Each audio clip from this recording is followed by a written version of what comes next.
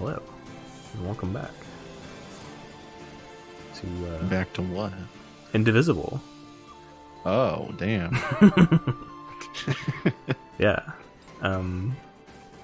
So we're gonna go to Canul, I think, is our next stop, and should be our last stop. Out of all the things that were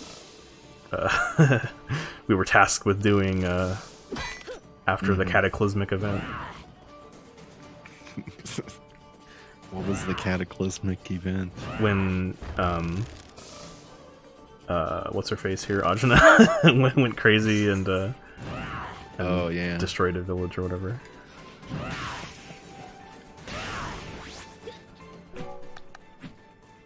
Did I go over? I think I went over here already.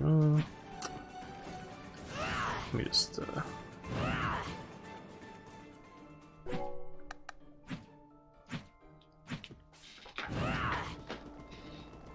just exploring a little bit. Can't remember if I was here or not.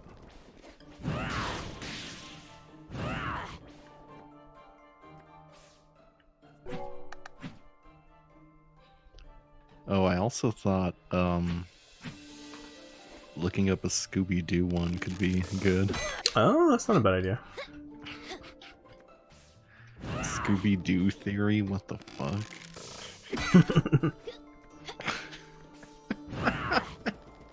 And there's a video. Barney lost episode in Scooby-Doo theory. Creepypasta, troll pasta.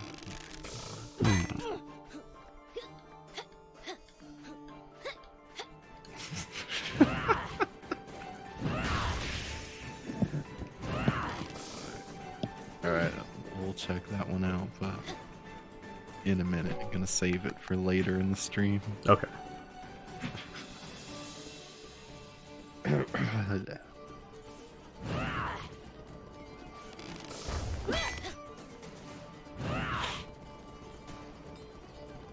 You didn't check if that girl had anything to say. Huh? Let's go back. Maybe she does. No, not yet. Not yet. Yeah, if you talk to her 1,000 times, she'll finally say something. Oh, I see. She'll say like Lamau or something like that. It's pretty clever.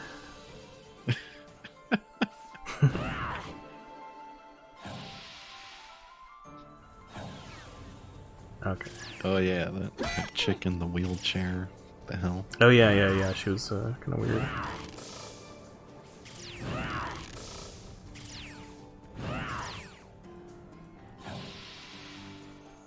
Yeah, Canul these nuts, bruh.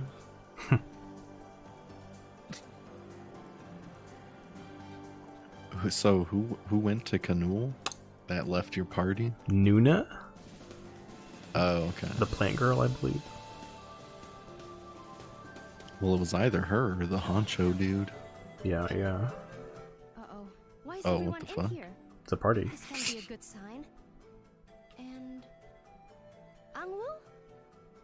Oh, Ashna, you came at a good time. Something has invaded Haven. They call it the Obsidian Wind. Young Nuna here came for my aid. Quite insistent she was. I'm sorry, Angwu, but I didn't know what to do. Ajna was asleep. Hi, Ajna. I'm sorry, Nuna. This is my fault, I'm guessing. Probably. Almost certainly. Anyway, the only safe place now is right here. Oh, but the queen put up a barrier while she was sealing us in. Well, this is a familiar scenario. We'd better go help her out. Oh, what should I do? That's up to you, buddy.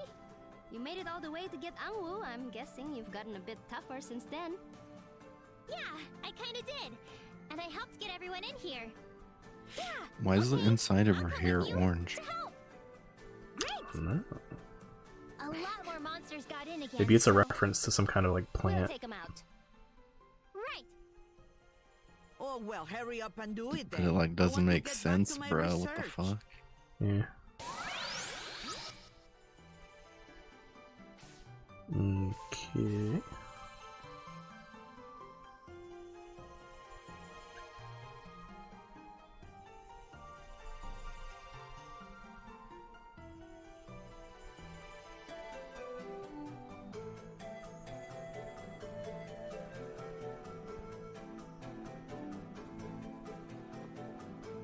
I like how he's sitting, but also his avatar was sitting. But Yeah. then when I think about it, they just took the avatar that's in the world and made it the Yeah. talking avatar. Yeah, yeah. It seems like they do that for a lot of the non-voiced NPCs.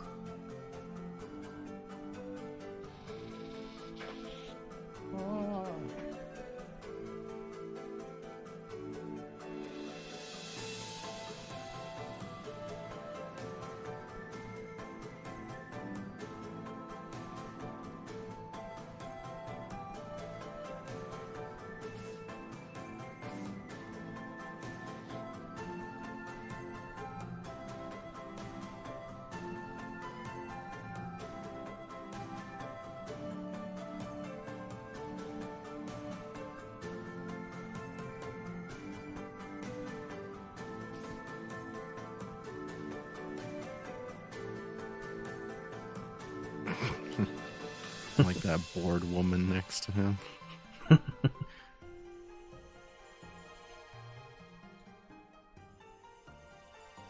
that kid like freaking out behind them.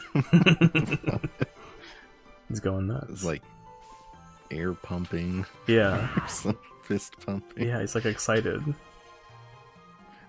For some reason. Yay, the obsidian winds are gonna fucking kill us. Okay.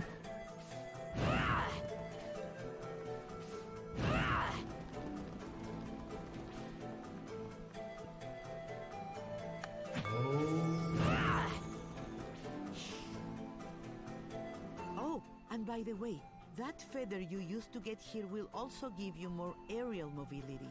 It's sure to come in handy against the obsidian wind. Oh, thank you, Angwu. The hell is she talking about? I don't remember. Feather? I don't remember the feather. Ongwu's blessing? What the fuck? You can now air dash in any direction. Okay. Oh, I see. Can you air dash up? Oh my god, Sure you can. Yeah. So in Marvel vs. Capcom 2, you can do what we call a triangle jump, where you air dash down forward with like an attack. So if Ashna was in Marvel vs. Capcom 2, she would be pretty good because she has one of these.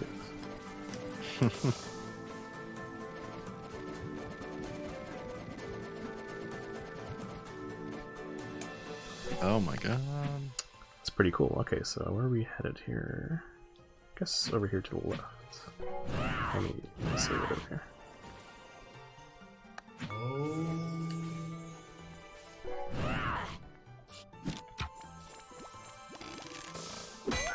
Fucking Ongwu these nuts, bro.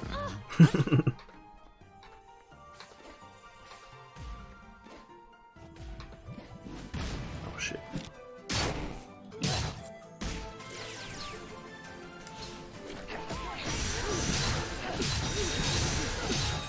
Holy fuck.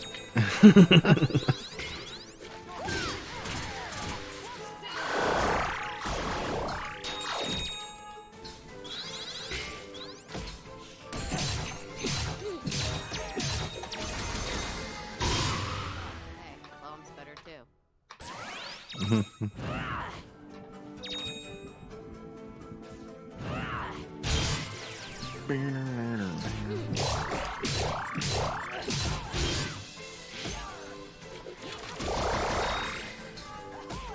Can't see shit. What the fuck?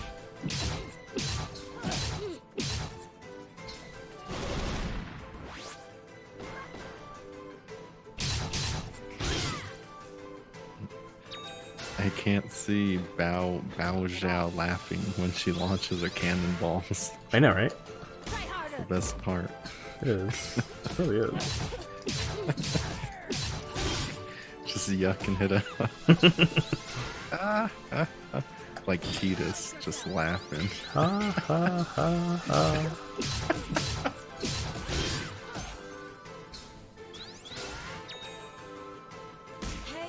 God, that's such an epic laugh. What the fuck?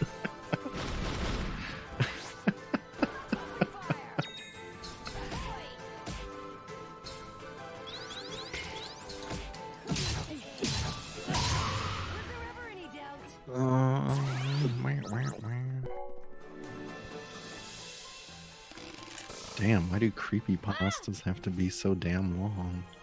Oh my god, Jesus.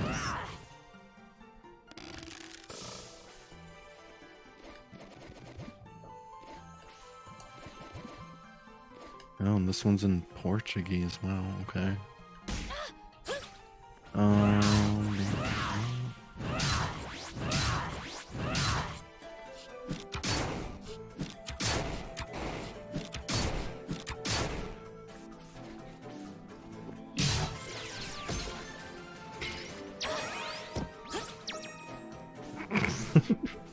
Alright, see you later. Did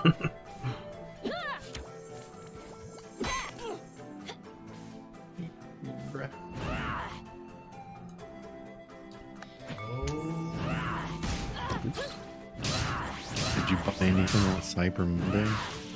I did. But it Oh wasn't, my god. it wasn't on. It was, actually, no.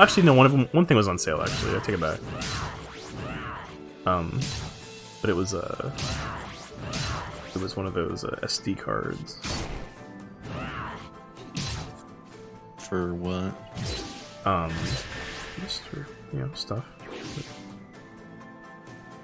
For saving and loading of things from my device. Like a micro one or like a full-sized one? Micro.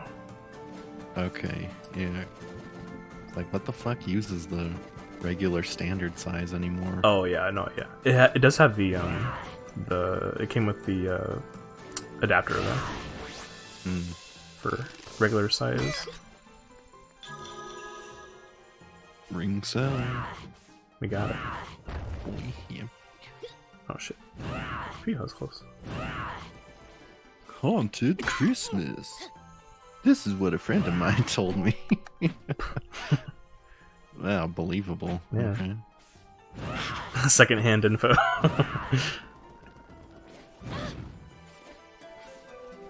Yeah, I hate the layout of wikis now where it has a bunch of bullshit links at the bottom.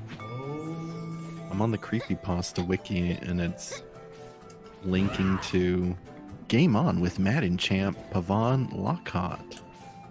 Her best of 2019 Battle Royale games. Teletubbies the truth. Okay, that's actually an article in here, but how galactic history feeds into The Mandalorian. That totally has everything to do with creepypastas. Wow. Oh yeah, for sure. Movie fights battles over which Pixar character to invite for Thanksgiving. Wow. I fucking care. Which Pixar character to invite to Thanksgiving? The hell? Don't underestimate me.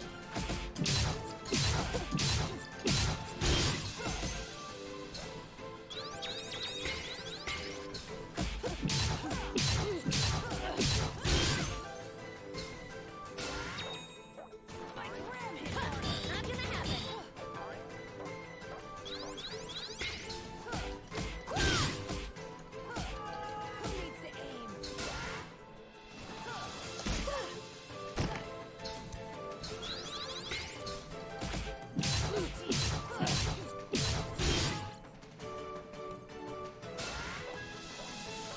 Not so fast.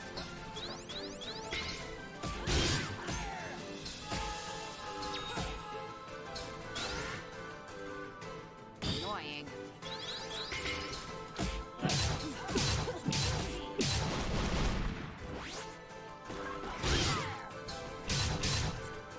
Yeah, laughing.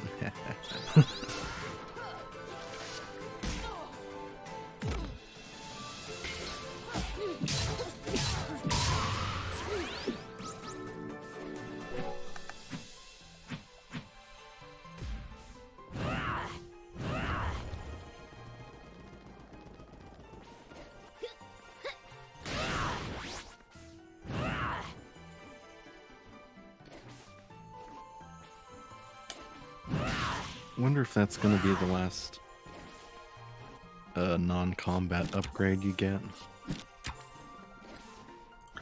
I was just thinking the same thing, but this kind of seems like I can't get through here yet. What the hell? Unless I just use my arrows or something.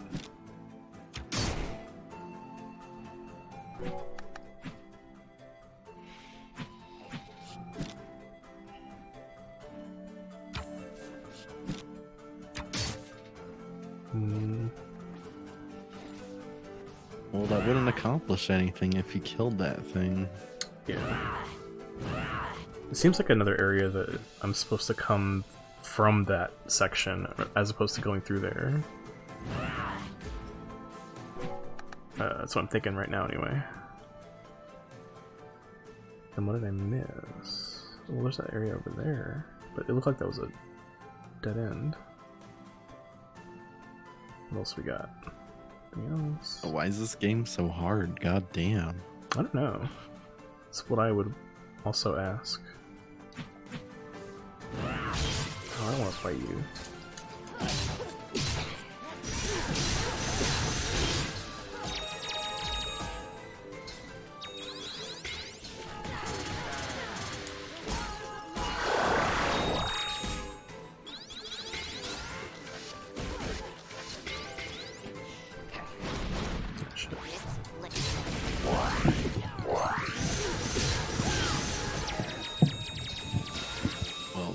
Doodle do, damn.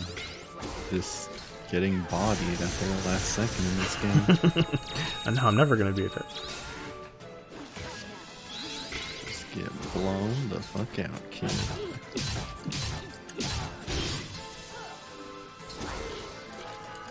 Well, while you're getting bodied, do you want to hear about Scooby-Doo theory? Okay, yeah, sure.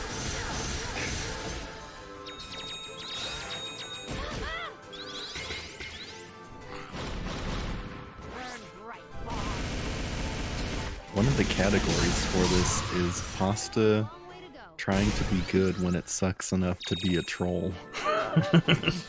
It's a good category. Yeah. And also deletion log refugees. Alright. Hey! Scooby-Doo theory. Scooby-Doo is just a normal popular kids television show, right? Wrong. Yeah, because it was popular in the fucking 60s. Yeah, wouldn't call it popular now. Scooby-Doo is a drug-induced cartoon and is very fantasy-like. Shaggy is a hippie high school dropout. High school? Oh, yeah, well, okay. A high school dropout. I read that as he's still in high school. Who spends most of his free time getting high up on drugs. Scooby-Doo does exist, but he doesn't talk. It's the hallucination.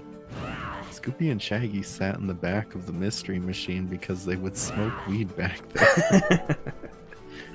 Thus explaining why when the mystery machine took off, smoke came out of it. Oh, yeah. As for Scooby snacks, they are drugged up. This explains why Scooby and Shaggy get more courage after eating them, simply because the drugs kick in. Shaggy and Scooby eat a ton, and it is a cause of the munchies. Scooby also earned the nickname Scooby-Dooby-Doo from all the doobies, or joints, he took in. Also, in the movie, Shaggy eventually falls in love with a girl named Mary Jane. Mary Jane is quite synonymous to marijuana. It's quite synonymous. But what about the rest of the gang? Why do the jock and popular girl hang out with the nerd and the stoner kid? Well... well... Fred and Daphne are a couple from the popular gang. What? The popular gang. But they didn't care as much about getting popular as they did getting high. And the gang gets drugs. Because Velma messes with the chemistry of growing weed, Shaggy will stop at no costs for getting some. Daphne has tons of money being rich, and Fred being the leader of it all.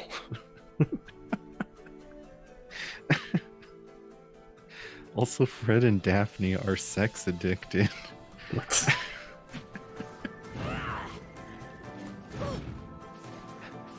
They secretly go off into the mystery machine to exchange into strange sexual acts, while Velma, Shag, and Scoob go together in the complete other direction. And what else about Velma? A lot of people think she is a lesbian. But truth is, she hangs out with the gang less for the drugs, more for the dog, Scooby. She is zoosexual, meaning she is attracted to animals. She did sexual things to Scooby while the others weren't looking. The I was died. Got him.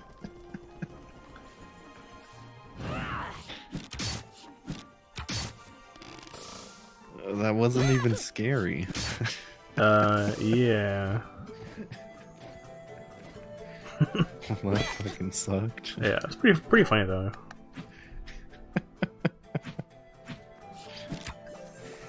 Yeah, I didn't see the zoophilia coming in at the end. That's true, yeah, it was unexpected. They are sex addicted. I want to see some evidence for that. Yeah. Yeah, for all of this. Oh my god, that was horrible. So, let me tell you about Merry Christmas, which is in Dismemberment, Monsters, and Disappearances. You know what? No, let's hear about the one that was a secondhand account of something or other. What was that? Haunted Christmas. This is what a friend of mine told me in my first experience of camping. My first experience of camping.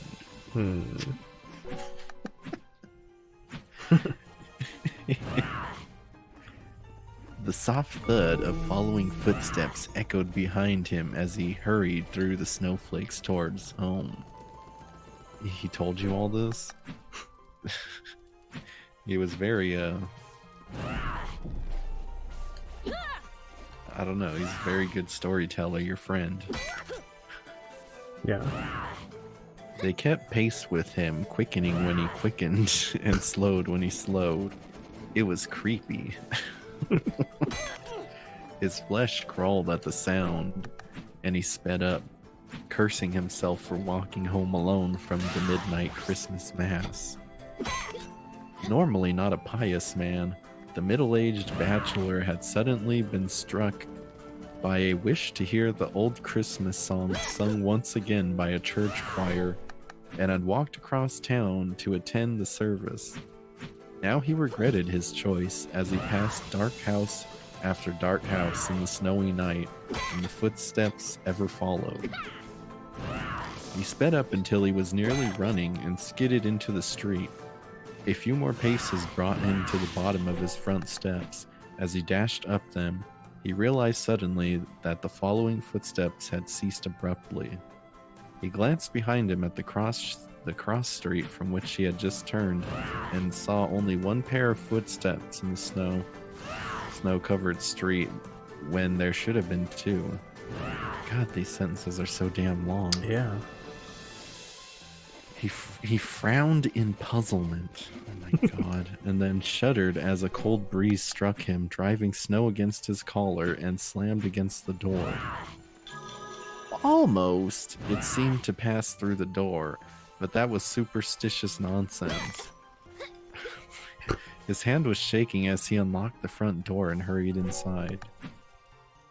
He expected black nothingness, but was delighted to see the yellow glow of firelight coming from his study doorway upstairs. His old housekeeper, whom he thought firmly asleep in her attic bedroom, must have lit the fire pending his return. Oh my god. Oh no! He shrugged That barrier he is not shrugged going to out of last his long. hold on. Serpent Queen, let me Something help you. important.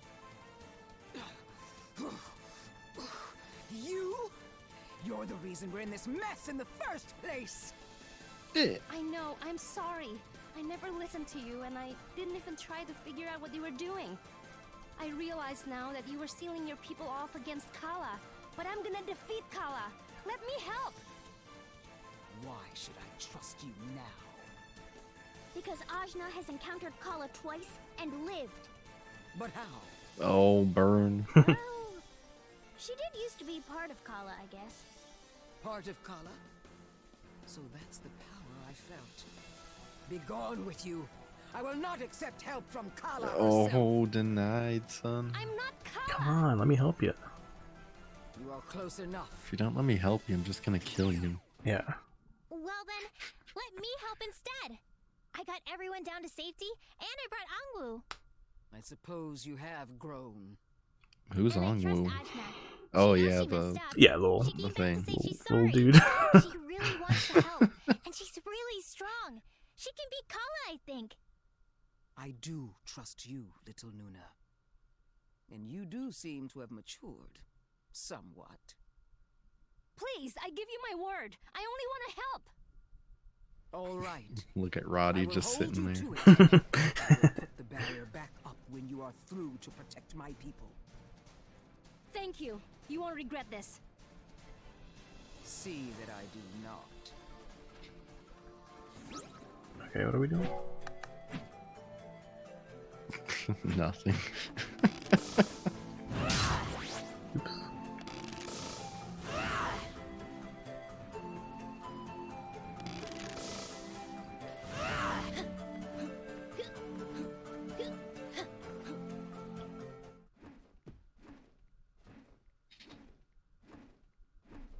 Oh shit, bro. What the fuck's going on? Oh, no. Oh, it's Obsidian Wind. Oh, it's like a person. Yeah, Okay, I thought it was a weather condition. Same, yeah. I was Is that not expecting that. Tsitsi? You're the Oh, Obsidian but it's Wind? yeah, that lady. Oh, yeah. You're the reason my queen despises That she's been me. purpled She's by the slime. yeah, yeah. She's been corrupted by the slime. Tsitsi, this isn't you. This is Kala's work. She's The secret of the corrupted you somehow. ooze. My queen threw me out like I was trash. Then who made that happen? Me. You. Yeah. I don't think we can talk her down. We've got to beat the Kala out of Tsitsi. Right. Let's beat it out of her. Let's not hurt her too I'm badly. gonna fucking She die. doesn't know what she's doing. It'll be a gentle beating. I don't know how to do gentle beating. I just know how to do level 3s all day. But when Ginseng talks, her little title text thing says ginseng and honey, Mhm. but it's only ginseng talking. Honey's not saying anything. Right. And that one day when honey does say something, it should just say honey Yeah, I agree. and not ginseng and honey. Yeah, yeah. Because if Tungar has his day, then honey should too. it'll say something. I don't know what. But probably tell you the secret to beating Kala or something. Yeah, probably. What the fuck was oh.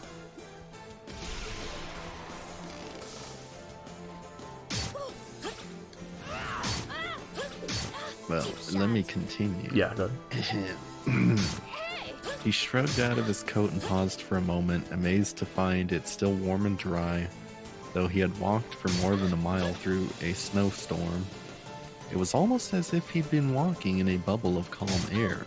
though he remembered the soft snowflakes hitting his face when he first stepped out of the church, before the mysterious footsteps began. Keep in mind your camp buddy is telling you all this. Right. It's just Hmm. reciting this to you and you somehow remember it verbatim. To recount it on a creepypasta wiki. Sounds pretty fishy when you put it like that. His shudder was interrupted by a shout of greeting.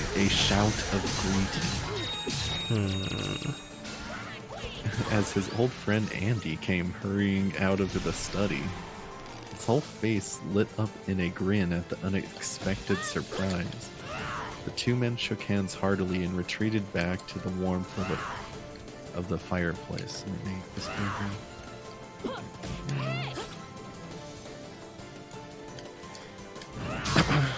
Talking so fast they stumbled over each other's words. Andy had left town years ago to take a government job in D.C., and they hadn't seen each other since. Nearly an hour passed before it occurred to him that his guest might be hungry.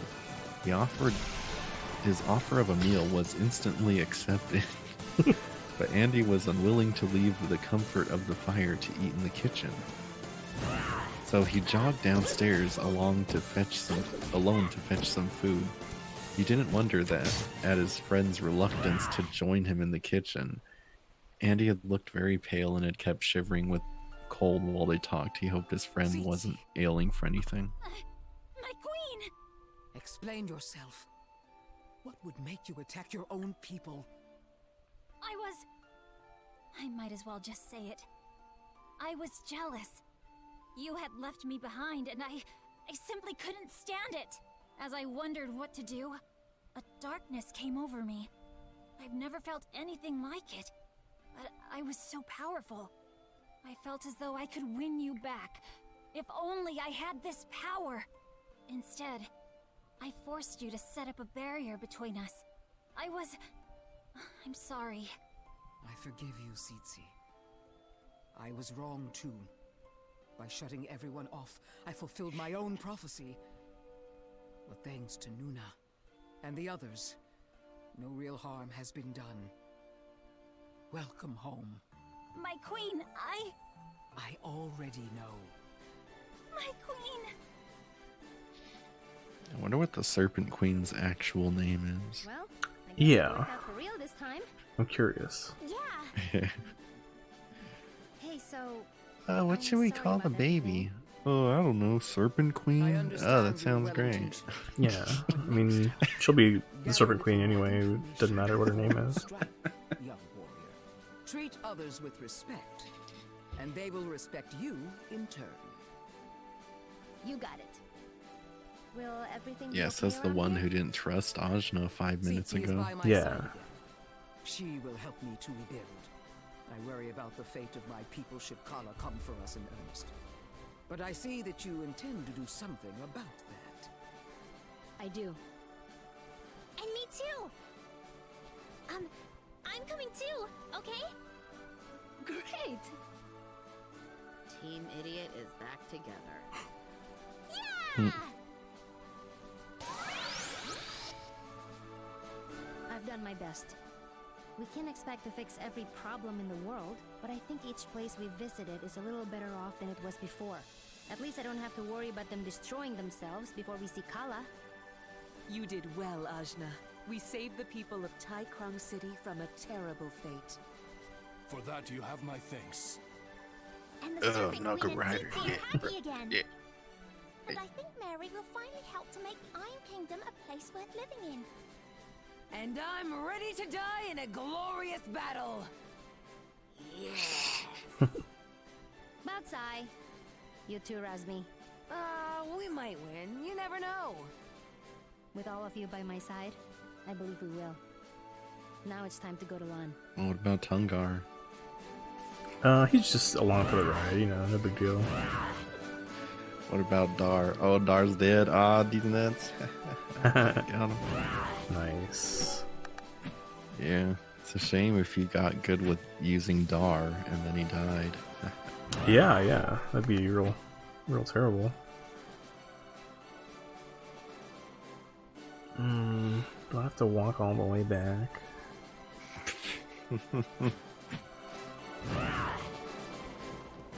Just go to the ship. Oh my god.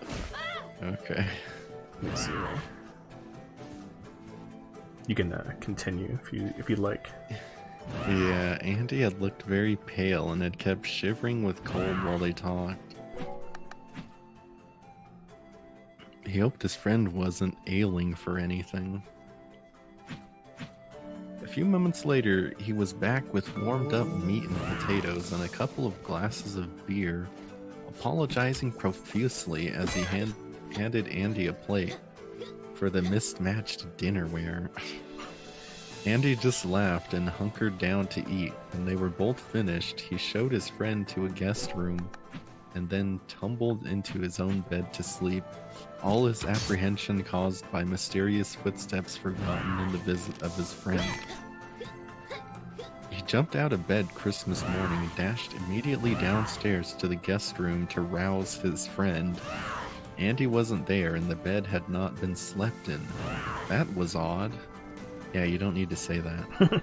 He ran down to look in the study, but Andy wasn't there either, and one plate full of food was sitting on the end table beside his friend's old chair.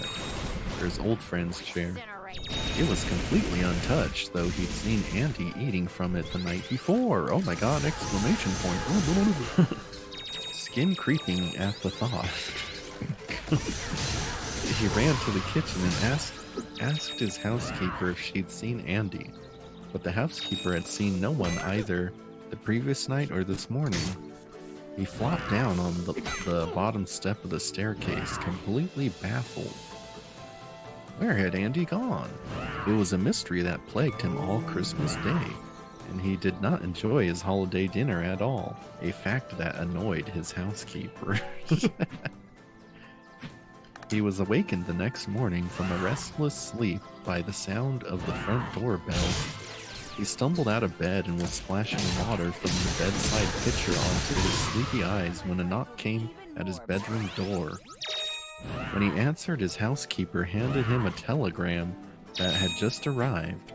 As she hurried back downstairs to prepare his breakfast, he opened it curiously, not knowing who would be telegraphing him so urgently. As he read the telegram, he started to tremble. The message was short and to the point. Andy's family regretted to inform him that his old friend Andy had passed away on Christmas Eve in his home in Washington, D.C. He sat down on the bed, the telegram fluttering away from his hand.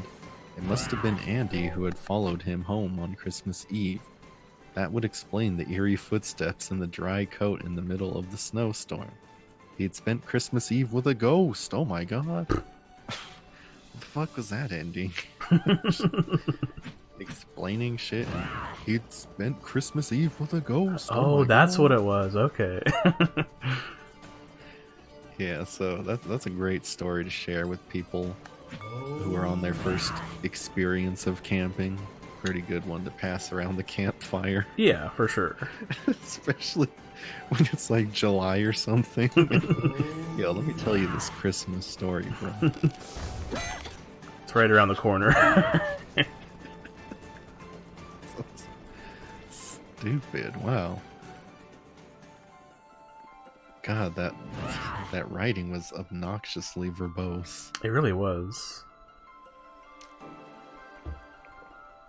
What the hell is that bit about the camping experience? What the fuck? Yeah. You could have just left that off and nothing would have changed. Yeah, like why? Holy fuck. Where are you headed now? Guess we're going to Lon. So this What might... the hell's that? It's the village that we destroyed that Zebe and Kushi are from. So this might be the end of the game, maybe, possibly. Oh, you gotta talk to those stupid monks again? Yeah, oh, we got a new ability too. So we can... This is probably what we were meant to do in that area we didn't know what to do. Like, so it's an ability where you shoot them with this arrow, and you can teleport to them. So What? yeah, it's like a teleport through tiny, openings or whatever.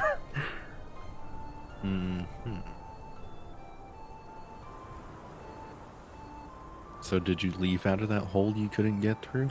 No, I think you're supposed to go back there and use it to get like a ring cell or something. It's not as bad as you But I didn't do that. It's too They far. knew this would happen, and they got out in time. They'll be back. They'll rebuild this place. I understand some of what they were trying to tell me now. I wish I had seen it sooner. I could have stopped so much suffering. No sense dwelling on the past. You can't judge yourself for what you've done. Just do better from now on. What was that, Razmi? Did you just say something nice? No. Leave me alone. Thanks, Razmi. Whatever. Let's just get you giant and gross again. That's what we're all here for. To Sumeru, then. Smear these nuts, bro. Oh shit. Oh, so you gotta climb that fucking mountain again? Possibly. Probably, yeah. Yay, I love that shit. Oh, it's great. There's nothing Are better. you gonna ask for the monk's permission again? Yeah. Hope so. Yeah, who cares what they have to say? They're dead. That's true, yeah. Oh, a sword. Cool. Whoa, it's Dar's sword. Oh my god. Oh, yeah. He's actually alive. You killed my father, and you can never take that back. But I appreciate what you did for me. You stopped me from becoming something I hate. So I may not like you, but thank you. Why is Tarani just randomly in there? Oh, she's here too, I guess. That's what I was trying to say. Just wanted to butt in on that moment. I thought she would have like a line or something, but I guess not. Just random Tarani just photobomb that shit. Just like the top of her head.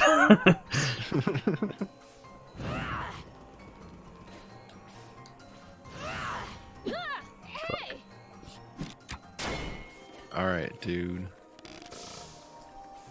Let's see. We got Merry Christmas. Oh my god. Alright.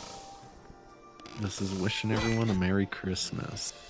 Okay. This is in Dismemberment, Monsters, and Disappearances. Feels different. Today is 2 days away from the anniversary of my niece's death. Yeah. I know we can. No one knows. We're Oh. with you, Ashna. We'll blow her I'm out of the calling her water. Luxao. Luxao. Oops. Oh, okay. Continue. No one knows how she died, except her mother, who passed away recently, and me, and probably the coroner. I do not know who to tell, but I need to tell somebody. Someone.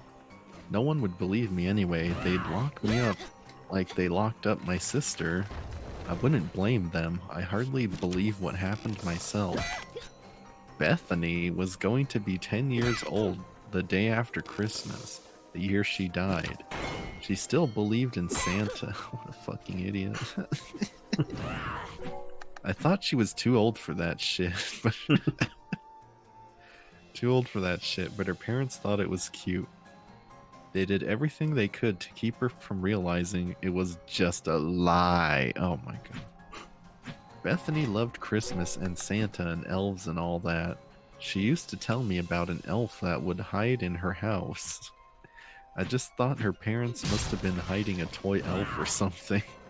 But I asked them about it and they said they didn't have any elf dolls. I thought they were joking. Why? Bethany's stories about the elf started getting stranger. She told me that one night she woke up with the elf sitting on the dollhouse next to her bed, watching her with its empty glass eyes. After that night, she said the elf turned bad. She said it would move around her room making strange noises at night, and she told me if she told me if she tried to get out of bed, the elf would run towards her and bite and claw her feet and ankles. The elf, she said, had too many teeth, which were long and thin, but not pointed. She said its nails were long and sharp like claws. Of course I didn't believe her, but then she showed me the scars and new bite marks. The bite marks were normal human-sized, but very deep and definitely with more teeth marks. That's when I started to worry. I didn't believe in the elf at that point. I thought maybe she was doing it to herself. I thought she might have been seriously mentally ill. I wish I was right. I told my sister my concerns about her daughter. She was worried too, so she found a psychiatrist for her. I thought that would help Bethany, but as Christmas came nearer, she seemed to get worse.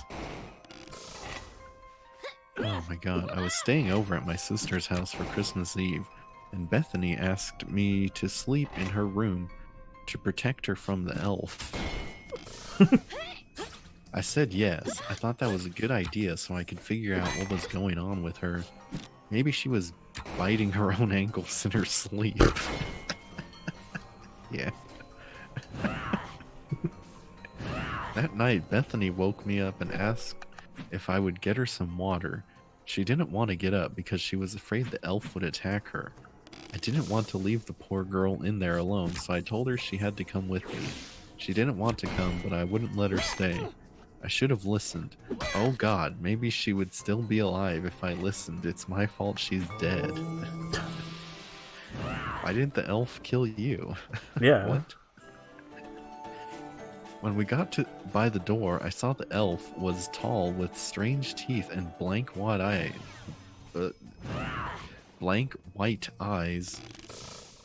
I thought I was imagining it, so I turned on the light. It didn't go away. I know I should have tried to leave, but instead I tried to take a picture of it. Typical millennial. Seriously. As soon as I did, it started to run at us so fast I could barely... So you weren't even close to it? And you're trying to take a picture? Okay. Yeah, what the fuck? As soon as I did, it started to run at us so fast I could barely see it. Everything happened so fast. Bethany, who had been standing so still, pushed me out of the room so hard that I fell to the floor. The door slammed shut. All I could hear was a voice screeching so loudly I could hardly hear Bethany's screams. It sounded like the voice was saying Merry Christmas.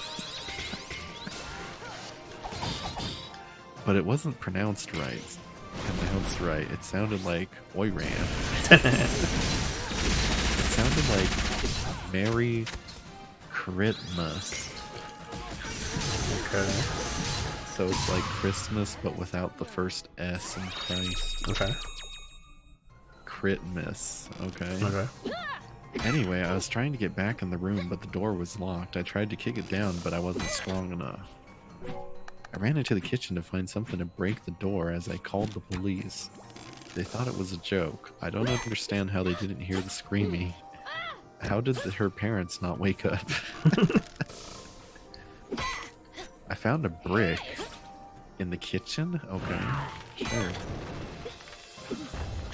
I found a brick and decided that was good enough to make a hole in the door or something. Suddenly I heard a ripping sound, and the screams and screeches stopped. I cautiously opened the door, which somehow unlocked the walls.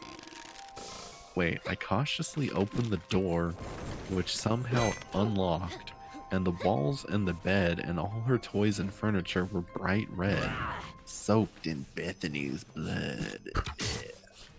On the floor, the elf was hovering over Bethany's corpse. Yeah, just imagine him hovering like a fucking hoverboard or something. It was split in half vertically, and the elf was wearing her intestines around its neck and eating them. I screamed louder than I ever screamed before. Bethany's mother finally came out of her room and saw what had happened. She didn't even make a sound. She just stared at the... I just imagine when Bethany's mom showed up, the elf saying like, "Oh, awkward." So the elf was just sitting there with intestines on his head, and he's eating them over a child split in half. and a dude's just looking at him, and then Bethany's mom comes over. Okay. Yeah. She just stared at the horrifying scene. We closed the door and put things in front of it. In front so it wouldn't open. We went into the living room to wait for the police. So you locked some giant demonic elf in her room. If he's strong enough to rip a kid in half, he's probably strong enough to break a door down with a couple things in front of it. Yeah. When the police finally arrived, they questioned us and her husband. Oh, who hadn't heard a thing. I couldn't say anything. It was like a dream, so unreal. I just sat there staring into space. But what happened to the elf? Did he get out? Yeah. The only one who told the police what happened was my sister. The police removed the barricade from the front of Bethany's room, and when they opened the door, nothing was there. The blood was gone, the elf, Bethany, everything. The room looked completely natural besides snow blowing in from the window. Everything was gone like magic. The police started a search party. They thought she ran away. After everyone left, I stood in her room alone and cried. I heard the sound of bells, and I heard the elf whispering Merry Christmas. I ran out of there.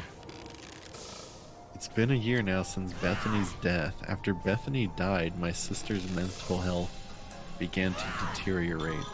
She boarded up the doors and windows of Bethany's old room. She never slept anymore. We found her trying to cut open her stomach several times, and we had to have her live in a mental hospital, where she ended up killing herself by making a noose out of her bed sheets. Now I am the only one who knows what happened. Everyone else still thinks she's missing. What about oh wait, yeah, okay. Bethany's mom is the sister. I don't go near that house anymore, and I can't bring myself to talk to Bethany's father. But no matter what I do to forget what happened, I can't. Sometimes I still hear the elf's voice at night, and I'm afraid it's going to kill me next. It's almost Christmas. Don't you mean Christmas? Yeah, Merry Christmas, motherfucker. Merry motherfucking Christmas. Oh yeah. Comments from the Scooby-Doo creepypasta. Mm-hmm. What the frick? So basically Shaggy is so freaking strong is because of drugs. Shaggy upgraded to a myth to... You think Scooby is a dog? Wrong. He's a radioactive mutant cat because he smelled some radioactive stuff that is never mentioned in the show, and that's why you think Scooby is a dog. Well said, my dude. Yeah, definitely. Shaggy, give me some drug. Pac-Man, okay, motherfucker. What? And then somebody commented, this is ... bad. I agree. Yeah. Yeah, the elf saying Merry Christmas. What the hell's the point of that worthless detail? Jesus Christ, these fucking suck. Yeah. I mean, what do you expect on this wiki? Yeah, true. Merry Christmas. Merry Christmas. What the fuck? My screen is buffering, bro. What the fuck? Uh-oh.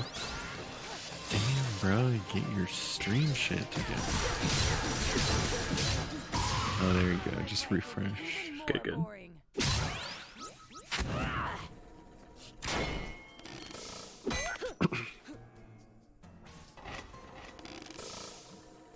I don't hide the fact that I hate Christmas. Call me a proverbial Scrooge, insult me to no end, but every year I feel like Every year I feel a dread greater than anyone who hates the holiday season could ever claim.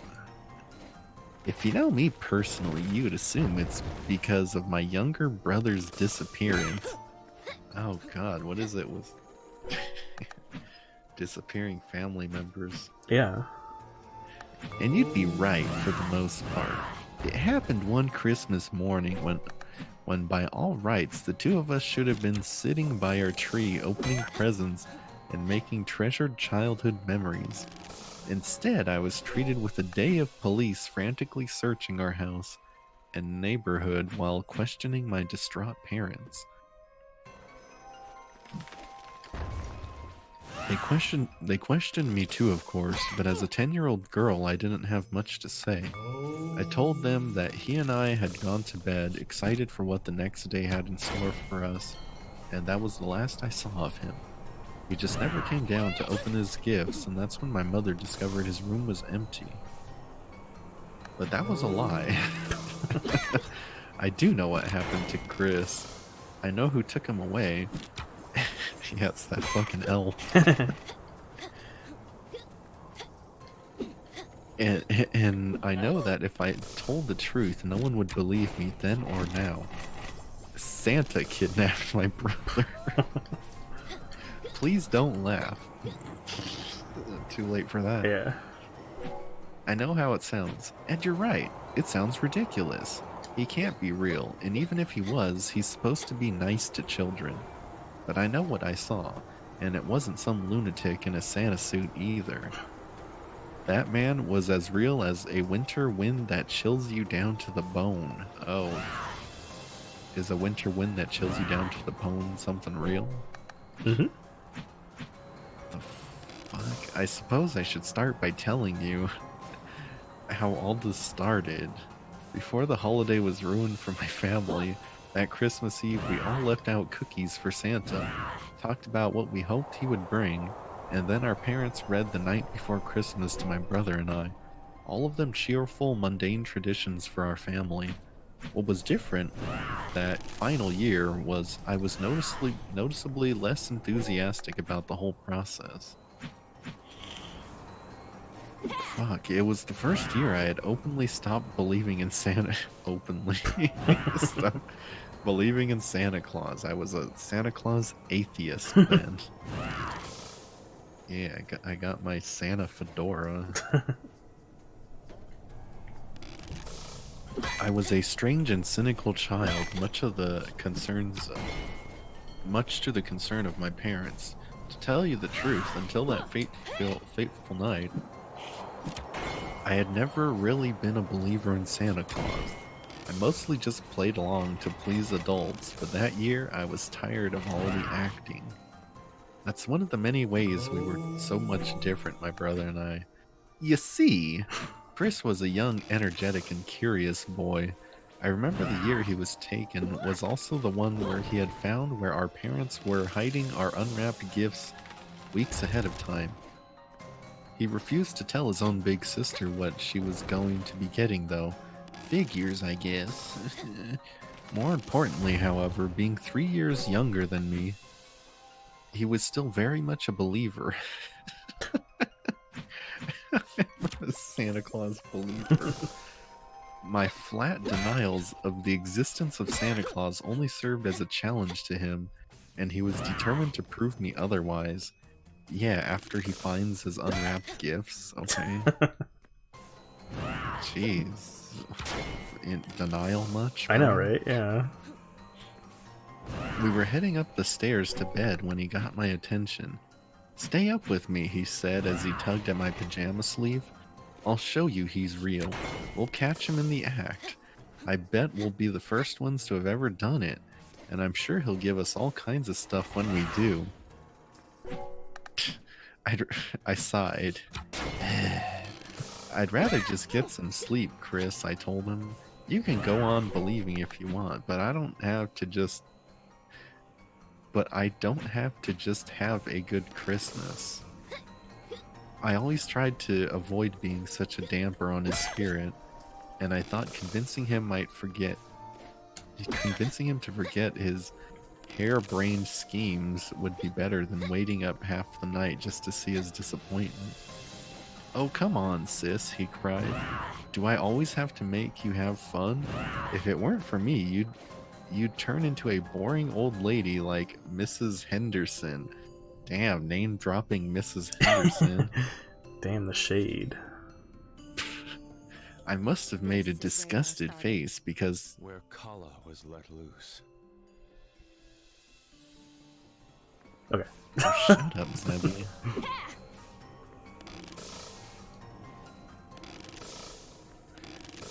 I must have made a disgusted face because Chris laughed, gave a mischievous grin, and said, well, what's it going to be, Mrs. Henderson? Are we going to catch Santa in the act or not? Catch him in the act. Yeah.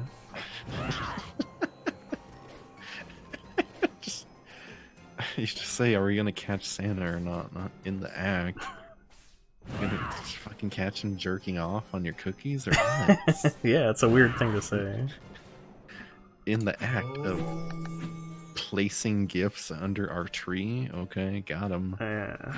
Mrs. Henderson was my 4th grade teacher, and I despised the old crone with a passion. Chris knew how to push my buttons. All right, short stuff, you're on, I said with more bravado than I actually felt. First to fall asleep has to wait till New Year's to open their gifts from Santa. I thought you didn't believe in Santa. What the fuck? Yeah. Chris's eyes flashed with excitement at the wager. Why? You don't win anything from even if you win. So we do your eyes flash with excitement at misery for your sister? So we went to our rooms to wait for our parents' turn to go to bed. After the lights downstairs went off, I waited about a half hour just to make sure they were asleep. And I crept out of my bed and sneaked my way downstairs. I saw there was a light on in the living room. Chris was sitting casually near the fireplace. What took you so long? He said. Always the confident one. I waited for Mom and Dad to get to sleep, idiot, I replied. They're not going to be too happy if they find us here. With an unceremonious plop, I sat down on the couch directly in front of the fireplace. So how do you expect to stay up the entire night? I asked. I imagine I'll figure it out, Chris said. I imagine I'll figure it out. Yeah.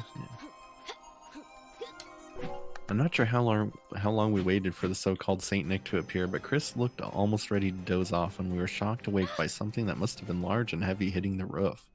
After a short pause, there was the sound of shuffling and the scraping of feet. I was sure I heard the ringing of little bells. Oh man, Chris cried. Oh man, Chris whispered in awe, but there's a typo. It's Christ. Christ whispered. Christ whispered, man. Yeah, Jesus is there too. Okay. Wait. It's really him. For a moment, I wondered why Mom and Dad weren't awoken by any of this. All this racket was enough to wake the dead. But that train of thought stopped when chimney soot started sprinkling down into the fireplace. Chris dashed over to me and shook my shoulders. What did I tell you? He's real. He's real. Unlike Chris, I didn't think there was any supernatural explanation behind this strange occurrence. I was convinced it was a burglar finding their way in through unconventional means. I sat stiffly, staring at the fireplace for a few moments, unsure of what to do, until I rose, dived underneath the couch to hide. What are you doing? Chris cried in bewilderment. He's coming. Get down, I whispered fiercely at him. We don't know who that really is. Chris opened his mouth to protest, but a voice let a grunt out from the chimney. Oh, holy shit, this is long. Jesus Christ. It's like, for what? You already know what's gonna happen. I know, right? Like, Santa takes the kid. Okay, what else? Yeah, well, you could have left out that preamble about, let me tell you about the time when my brother was kidnapped by Santa Claus. Yeah. And then you proceed to tell us about the time your brother was kidnapped by Santa Claus. Right. Chris opened his mouth to protest, but a voice let out a grunt from the chimney and it spooked him enough to find a spot of his own. He hid behind Dad's large leather lounge chair in the corner. A few moments later, a final loud thump came, and the front of our fireplace was obscured by all the soot rushing out into the air. I covered my... What the hell is going on? This is some big thing I just murdered. Okay, anyway.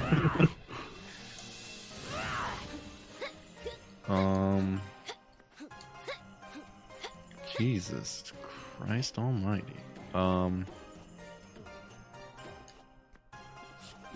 Chris,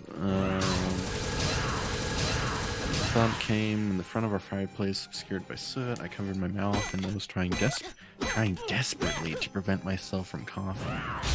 When it finally settled, the sight gave my cynical mind a serious shock. Ew. The old man that stood before me was someone dressed as Santa Claus. And he looked every inch the part. His body was perfect size. He had the long white beard, and his outfit was a beautifully made red jacket and pants. His face contained the soft, loving features of an old man enjoying the moment. What?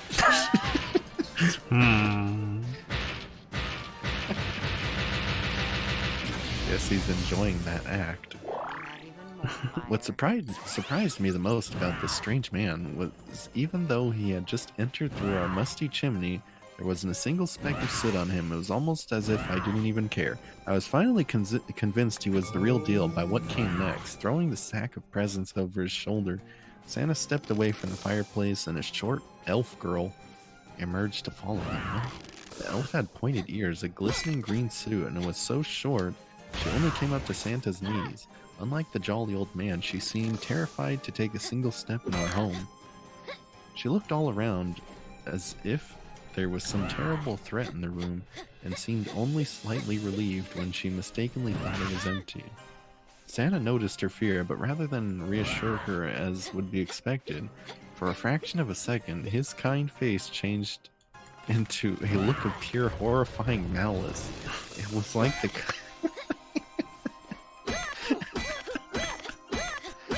It was like the kind old man had been replaced by an insane, merciless master.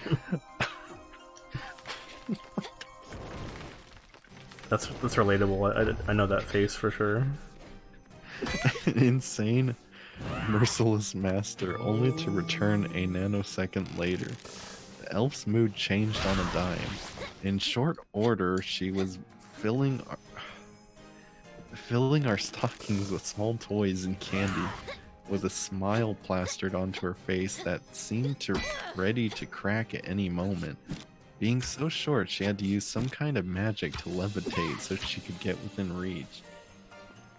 Oh, God, the amount of needless detail and words. With purposeful yet quiet footsteps, Santa made his way to our tree. Taking 2 presents from his bag, he placed them in the proper spot and went to where we had left his traditional snack. The Christmas hot dog? The elf was done with her job too, but Santa wasn't inclined to share with his companion. Wow, what a dickhead. Yeah. Now that she was towing the line, he barely even acknowledged her presence. She just stood there next to him, waiting for him to finish. Wringing her hands in nervous movements. On its face, this whole scene, like something... missing a word there, seemed like something ripped straight from a Christmas television special. But even at my young age, I could tell that something more was going on. What I'm trying to say is, it seemed like they were attempting to appear whimsical for whimsy's sake. Like it was all one big act they were putting on. What the fuck? Yeah, so some big old fat dude and a levitating elf roll out of your chimney, and you're like, you know, this is kind of suspicious, man. I don't know if I'm believing the whole thing here. It all seemed like an act. Yeah, it all kind of seemed phoned in, like I was meant to see this. The little elf barely passed as a convincing actress, and Santa's momentary laughs, is that what you call it? Only cemented my suspicions. It was something I was unable to articulate fully at the time, but I can now. Yeah, you can quite fully articulate anything and everything. It looked like a ruse. Oh my god. Chris fell for it right away, though. He must have been too young to notice the sinister signs. Oh, what? 1 nanosecond of Santa having a Vietnam flashback and the ruse is up? Okay. Jeez. He must have been too young to notice the sinister signs I'd been able to pick up on. From my angle on the floor, I could see him clearly in his own hiding spot. The look on his face told me everything I needed to know. He was completely enamored with these two people. To my horror, he slowly crept out from behind the chair. I wanted to call out to him, to tell him to stay right where he was, that these two were strangers, that there was no way to tell what would happen once they knew we were there, but that would have given us both away. It's not like he would have listened to me either. How many kids out there can't help but trust Santa Claus? Wow, he whispered to our bizarre intruders. It's really you. And some elf bitch. I don't know who the fuck that is, but hey, Santa. At this, both Santa and his elf turned to find Chris standing in the middle of the room. Both had this faux expression of surprise that only served to unsettle me further. Waiting up for us, I see, Santa commented with a warm smile. Yeah, Chris said cheerfully. I wanted to prove that you were really real and everything.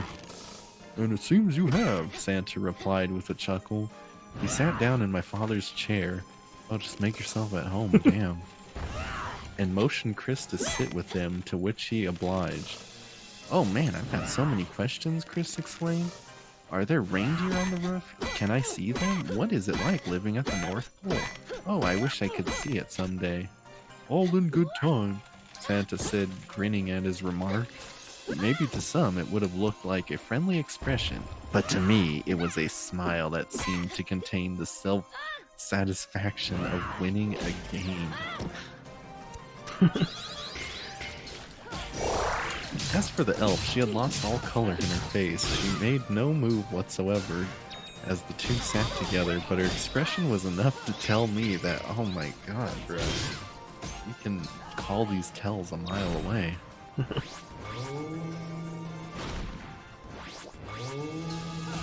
Enough to tell me that something horrible was about to happen. I knew you were real, I knew it, Chris said.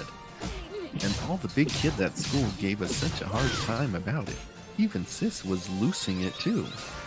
Just wait until everyone hears about this. They won't, Chris, said Santa, clasping his gloved hand over my brother's shoulder. Huh? Why not? He asked, confused. Do I have to keep it a secret? Santa laughed a deep, evil laugh that was too much unlike his fabled ho ho ho. Do you honestly think that you've been the only one to ever see me? That throughout history, the many little children of the world haven't done the same as you? Chris shifted uncomfortably in the man's lap. I guess not. I don't fucking know. You see, Chris, Santa began. Christians, children are not to be trusted. They're the ignorant, greedy, and selfish offspring of humans. A greedy and selfish race to begin with. Over the years, I have been able to sustain myself on these human qualities, and humans have happily whitewashed my persona in order to satiate their desires without guilt. It's the perfect season for it, don't you agree, my dear boy? I guess. I don't satiate, what the fuck does that mean, Santa? The excitement in Chris's face was all but gone by now. He was finally starting to get it. The children who seek me out always want something, Santa said. More meaningless possessions, satisfaction of curiosity, or simple proof are only a few examples. However, there is always a price to be paid for breaking the rules and finding something that's not meant to be found. Throughout this conversation, the elf began to gather the gifts they had brought with a hint of reluctance. She even managed to make the cookies Santa ate magically reappear. She was ridding the house of any evidence of their presence. Santa's hand squeezed Chris's shoulder tightly. I'm always looking for more helpers, he continued. Children who have seen me, who could never keep such a secret, are the perfect candidates. My brother's face turned to an expression of absolute fear. He now realized his fatal error. You are not the first, he said. You certainly won't be the last. Turning to his elf, Santa barked out a command. Annabelle, it's time. Change him now. Oh, please, the elf stammered. Please don't make me. Santa gave her a cruel look of disdain. Santa and his looks, man. Yeah. I can kill you with a stink eye. Yeah, yeah. And waved his hand toward her in an odd way. I was horrified to see the elf suddenly start clawing frantically at her face, digging her nails into her own skin. She screeched in pain, unable to stop harming herself. Santa waved his hand again, releasing her from her torture. Her face was now covered in scratches and dripping with blood. What? Chris screamed and dove off Santa's lap, trying to rush out of the room. But the old man made another strange wave with his hand, and Chris stopped in his tracks. Fuck? Does he have telekinetic powers over children? Maybe. as if possessed, my brother turned around to face him, his eyes wide with fear. He was under that awful man's control. Don't you see? It's too late for you now, he said triumphantly. Yeah, got him, bro. Yeah, nice. Accept your fate. With a smug grin. Oh my god. Santa looked to his companion.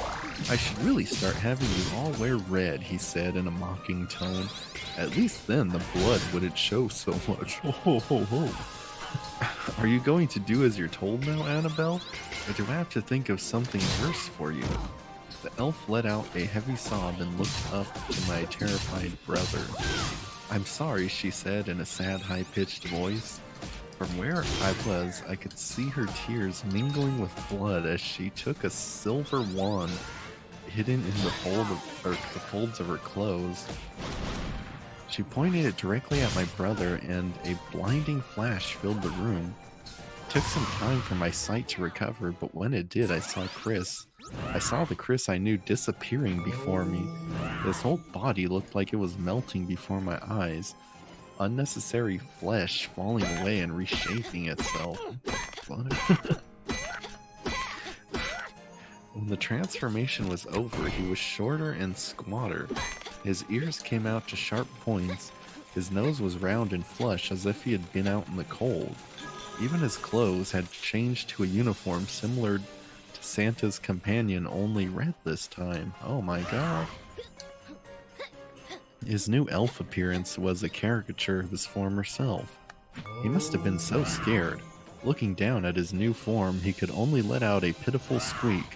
So was I as I lay frozen underneath the couch, clutching the carpet. As that awful obese man, wow, fat shaming him. Oh shit, as that awful obese man and strange crying elf dragged my newly turned brother into the fireplace. Holy fuck, could that claws be any longer? Chris looked down and stared directly at me, his expression a desperate cry for help. But what could I do? How could I fight off two magical beings without getting myself into the same horrible situation? Well, you can't, because Santa has fucking telekinesis over kids. Yeah. So I did nothing. I still have nightmares about that. With Chris in tow, they shot up the chimney all together through their strange magic. And that was the last I ever saw of my little brother. For almost the entire night, I stayed under the couch, softly crying. In my state of shock, I had no strength to do much else. But as I saw the sun slowly rise from the windows, I knew it was safe to crawl out of my hiding place and find my way back to my room. The rest, I guess, is history. To this day, I won't have anything to do with this terrible holiday. I don't decorate, I don't give out gifts, I don't go to parties. I won't even live in a house with a chimney or fireplace. Hell, I even refuse to visit houses with one this time of year. Don't even get me started about the mall or street corner Santas. Those are some fake-ass hoes. I just keep to my apartment as much as I can. In my paranoia, I really just turn into a cheerless shut-in a month out of the year because I know that somewhere in the world there will be more unlucky children going missing. I still don't know why I didn't meet the same fate as my brother. Has he never told his captors that I was there too? Could he really keep a secret for that long? Could they somehow pry the truth out of him? Every year since that night I've been terrified that they'll finally come for me. It's the fucking mafia. Perhaps what keeps me safe is the fact that I've stayed quiet all these years, never telling anyone what really happened.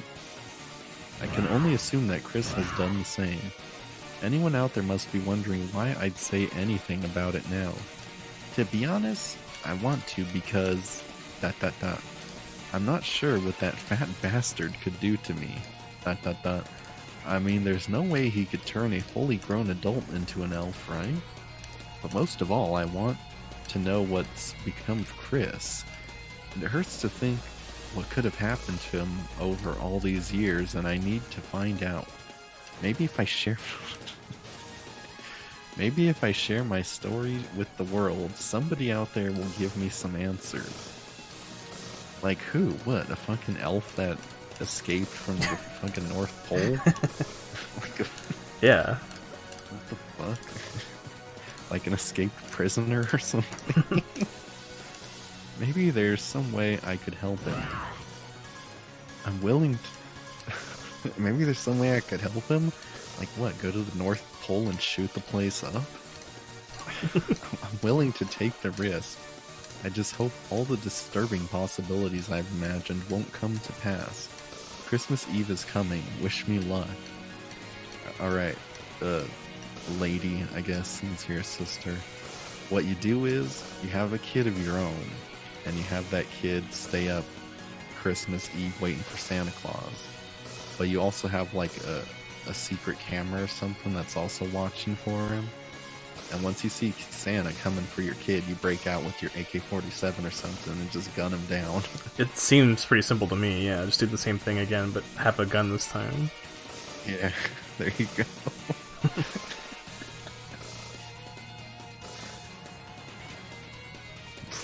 Wow, that was something. That was really interesting. I think we're at the end of the game now. There's this like ultra mega save point, and I'm assuming it's the last save point. So ultra mega save. Yeah, it's like glowing. Nice. Oh, there's more enemies. Fuck.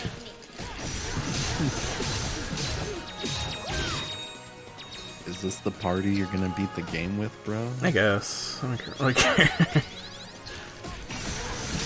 Well, you might need Kadira for her excellent skill. That's true, she's pretty good. Or maybe you want to use Phoebe for the first fucking time ever. But then I have to learn how to use those characters. And... Well, what about the dog? The dog could be useful in the fight against Carl. Yeah, sure.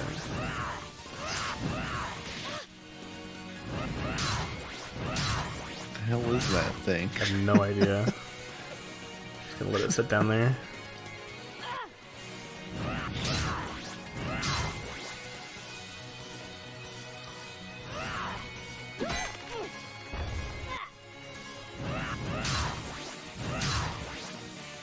Yeah, so don't funk with Santa. Yeah.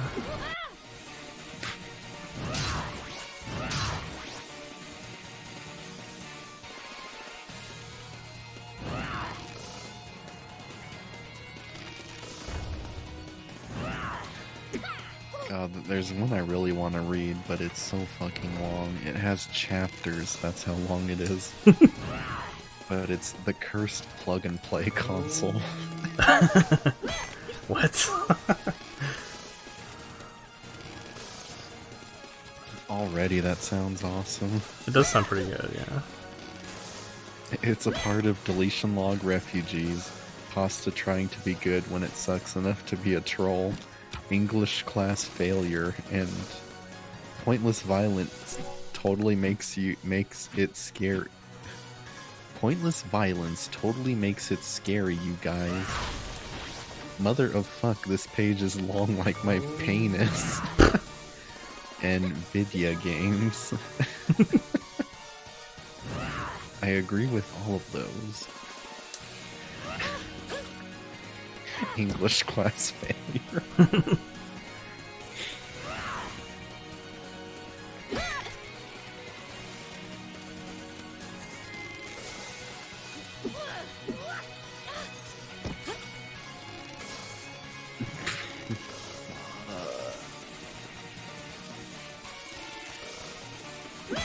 Alright, this one's shorter and has to do with Christmas.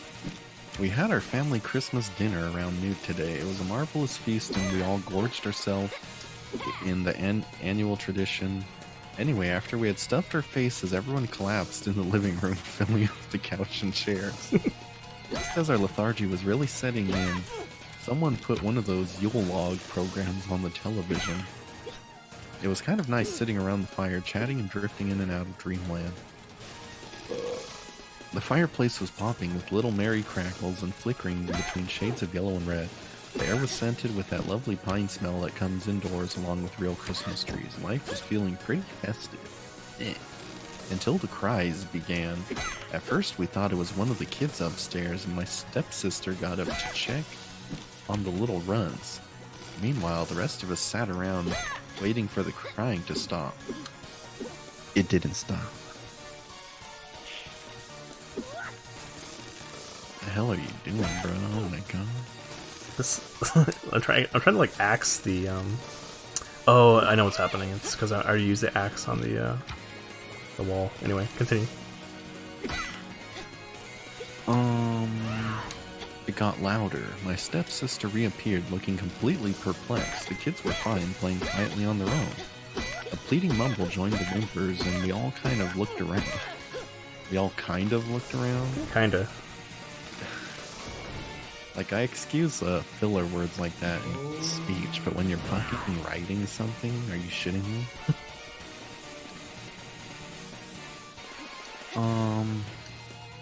Not really sure what to think. The words became increasingly clear as the minutes passed. Please, no, don't hurt me. Meanwhile, the fireplace was still popping happily. One of my cousins, I guess, turned off the sound and the crying stopped. We all assumed that the joke was over and we could go back to being lazy, except that when the volume on the TV came up again, the screams were louder. There were two distinct voices, a screaming woman with a high girlish sound and a man with a deep voice. He kept saying twisted shit, too. You've been real naughty for Santa, and ho ho ho, I've got a present for you. Each time the man spoke, his words were punctuated with loud slaps and whips. The girl's cries echoed throughout my stepdad's new surround sound. Turn it off, this is sick. My mom was the first one to suggest the obvious. Whatever was happening outside of the view of the camera had nothing to do with Christmas, joy, or good tidings. Well, it depends on who you ask. That creepy feeling had settled in my stomach, but it was like a train wreck. I was in denial, but the first time in my life truly riveted to a scream with a burning log. A few people got up and left the room. One of my younger cousins added to the ambience by barfing up his meal in the bathroom. But then there were the rest of us, unable to look away from the cheerful little fireplace. Fuck, the scenery never changed, even as the violence off screen got louder and louder, and then more terrifyingly quieter and quieter until a last soft gurgle could be heard We listened to the sound of boots crossing a wooden floor and then watched in awe as a blood-soaked poker prodded the dying embers of the fire. The fire brightened in response and went back to burning quietly. A little while ago, my stepdad got off the phone with the cable company. He was pretty mad about the experience after all. The adults felt completely sullied, and if the kids had been around, it would have totally altered their view of Christmas. Of course, the company denied it, and from what I've seen around the internet, no one else has had the same experience, so I don't know what to think. At least we won't be forced to watch that lame Yule log burning next year. It kind of goes without saying, but we'll never put that on our telly again. So they were British. Gross. Anyway, I hope your Christmas was less frightening. It doesn't sound frightening, it just sounds like weird. This weird bondage / snuff film or something. Yeah, what the fuck? Off screen on a... You guys are watching a fucking video of a fireplace to begin with. What the fuck? Yeah.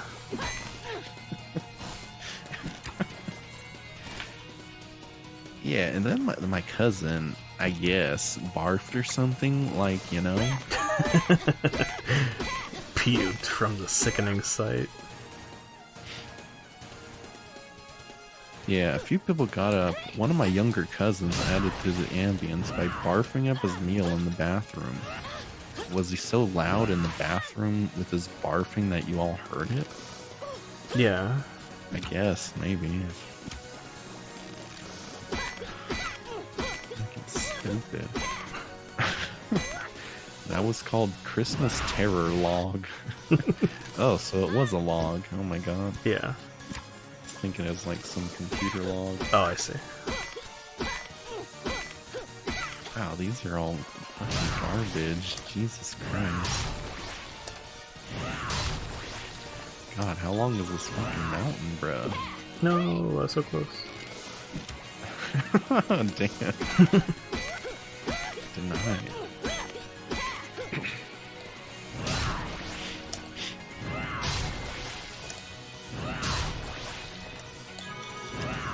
Alright, I think I can squeeze one more in before the final battle. Okay. Alright, the Bronx Christmas killings. You all know how it feels to be 10 years old around Christmas time. That's how Jackson felt. Jackson was excited for Christmas as it was December 16th. Random specific detail. 1945 was a good year to be alive, to live in America. The war was over, fathers returned home, families were safe and sound, everything was merry, including Jackson. He never met his father, being drafted into the war in 1942. Jackson was only 8 when the war ended. His father returned after Germany's surrender. Jackson was happy. However, that quickly changed. Jackson's father became an alcoholic. His father often smacked his mother and Jackson himself. Christmas 1947 was right around the corner. He imagined Father Christmas was coming down the chimney, placing all of Jackson's gifts under the tree, belly laughing before twitching his nose and heading up the chimney. These visions made Jackson happy, very happy. On Christmas Eve, little Jackson helped his mother bake cookies for Santa. Jackson grabbed the plate of cookies and put them on the small end of the small end table next to the radio, which sat on the floor. "All ready," he said. "Yes, you are," said his mother. She looked at the wall clock. "It's about time for you to go to bed," she exclaimed. "It's almost midnight. Santa can't come if you're awake." Jackson jumped up quickly, ran upstairs, changed his clothes, and hopped into bed. His mother followed and kissed Jackson on the cheek. "Jackson, Jackson, Jackson." "Merry Christmas, Jackie," said his mother. She's shit. Jackson woke up around 2 a.m. to the sound of his mother screaming. "Mother!" yelled Jackson. "Mother!"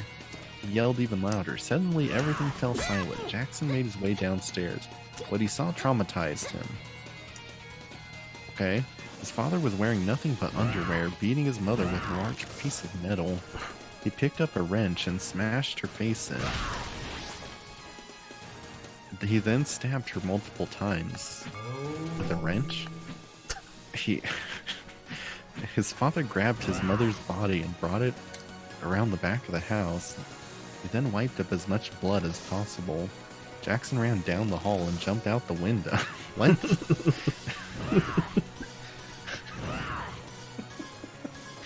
His father saw him fall from the roof. His father threw open the side door. Jackson had hurt his ankle when he landed. "Get up," his father yelled. Jackson didn't move. "Get the hell up." No movement. "Oh, I see," said his father. Suddenly, he grabbed his son's foot and dragged him inside. Screaming, wailing, and kicking, Jackson yelled, "Help! Help! Someone help!" His father took the bloody knife and plunged it into Jackson's shoulder. Jackson's father kicked him in the head. "You gonna fucking cry?" he yelled. He then shoved the knife into his son's back, and he then swung at his neck. Blood splashed everywhere. He slashed Jackson's throat, killing him. He then beat his son. Jesus. His son's lifeless body senselessly until it was horribly disfigured.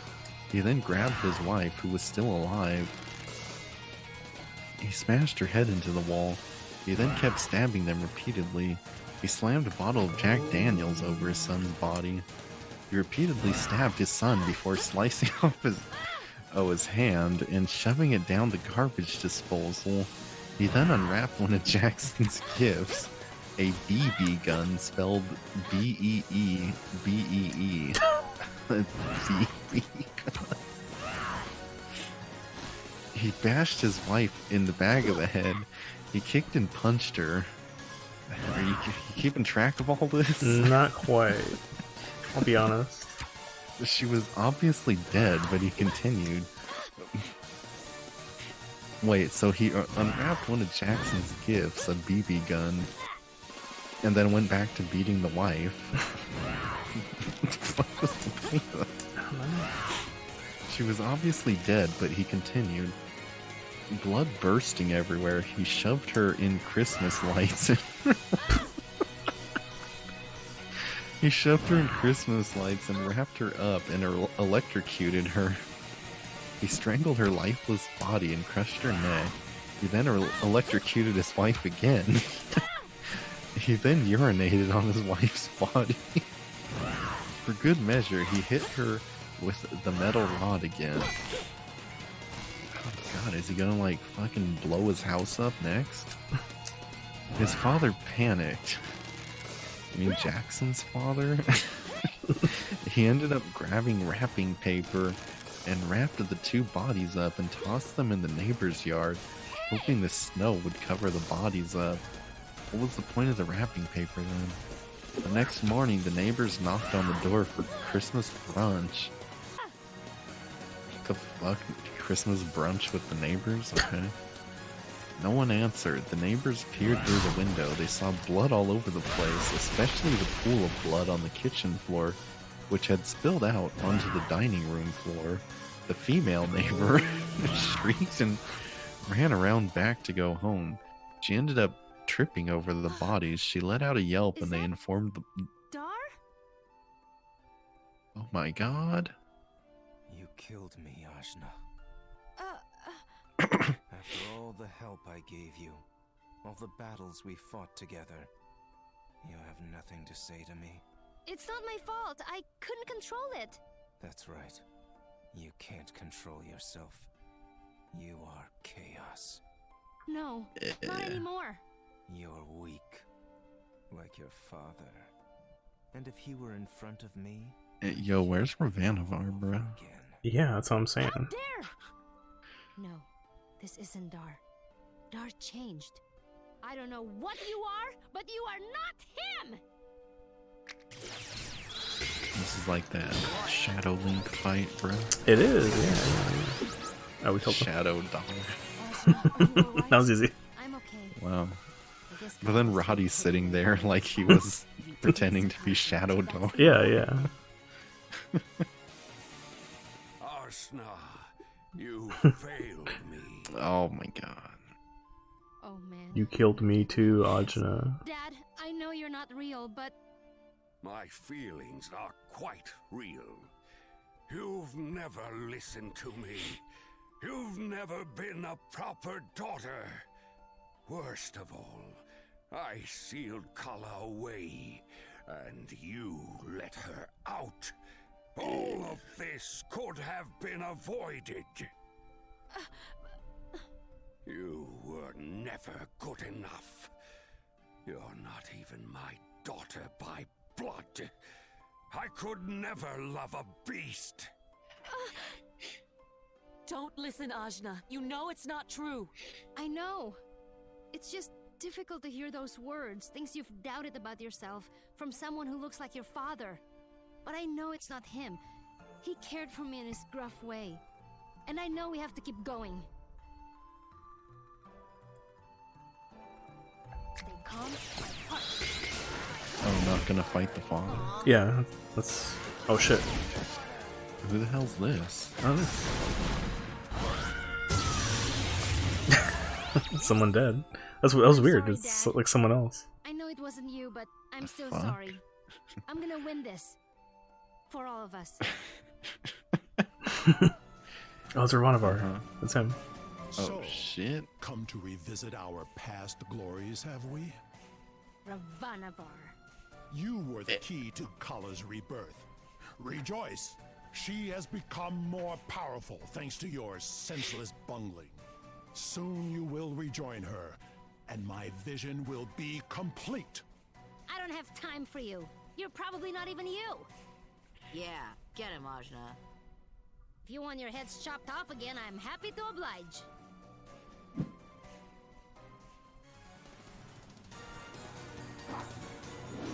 Oh shit, bro. What? Well, Oh. enough of that. That's kind of funny. It's like a Monty Python gag or something.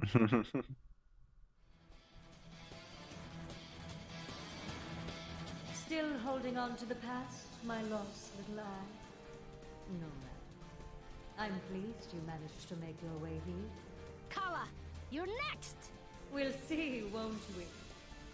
I didn't make it easy for you, but you still managed to follow me here.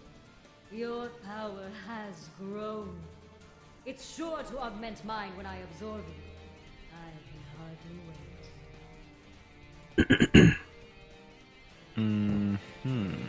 I'll stop you here and now! I don't think so. I have barely begun to show you the extent of my power. Follow me and find out. That is, if you can. Wait, where the hell are you right now? I don't know. Some golden city now? Yeah, 'cause it's on top of the mountain, maybe? I think. Maybe. You can. This is what you've been waiting for. We're here with you. You can do it. Just look inside yourself. There is no limit to your power.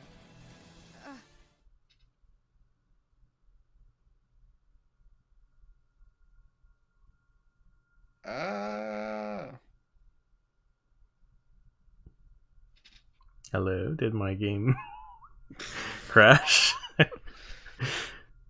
Sitting on a black screen for a long time. It's probably loading something, I would think. Probably. I'll give it a sec. Alright. God, that creepypasta is pretty terrible. I don't know if we want to continue with that. Yeah, it's just a couple more sentences. Okay. A female neighbor shrieked and ran to go back home. She ended up tripping over the body shit.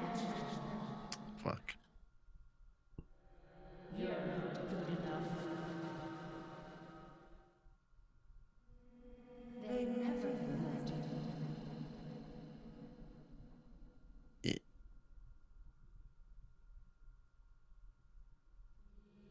You killed him. You're nothing but a key to destroy the universe.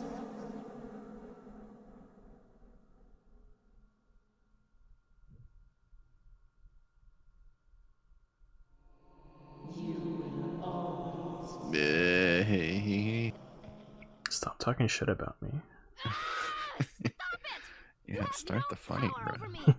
True, I was a part of you once, but now I am Ashna.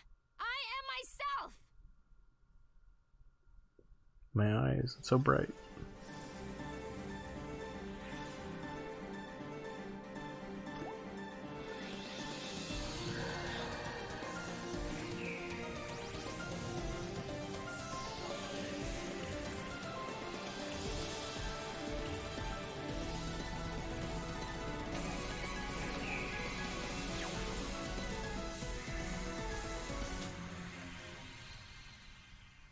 Oh my god, it's light form, Ajna.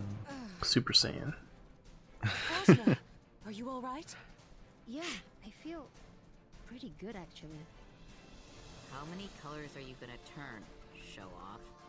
I feel really powerful, but I'm not angry anymore. That does not answer my question. Can you follow Kala? With my body and mind united, I think I can. What? I get the feeling, once I go up there to face her, I won't be able to come back. One way or another, this is Oh, it. you can't come It's back me for any or ring Kala. cells, bruh. Oh no. You got like a circle of ring cells around you in that mode. Oh yeah. Press and hold Divine wheel. circle to generate itty and shoot forth in the direction you choose. I'm ready. Let's finish this for good. Yeah, let's go. Oh, there's more platforming. Oh shit! What the fuck is this? What the hell? It's like a shmup or something. She let out a yelp and they informed the police. When the police searched the house, they discovered her father had hung himself in the bathroom around an hour before the neighbors showed up. During the autopsy, doctors found large amounts of cocaine and alcohol in his system. Meaning that he did this in a fit of drunken rage. Oh, we needed that extra sentence to explain it. These killings were dubbed the Bronx Christmas Killings by the media. Okay. Wow. That was amazing.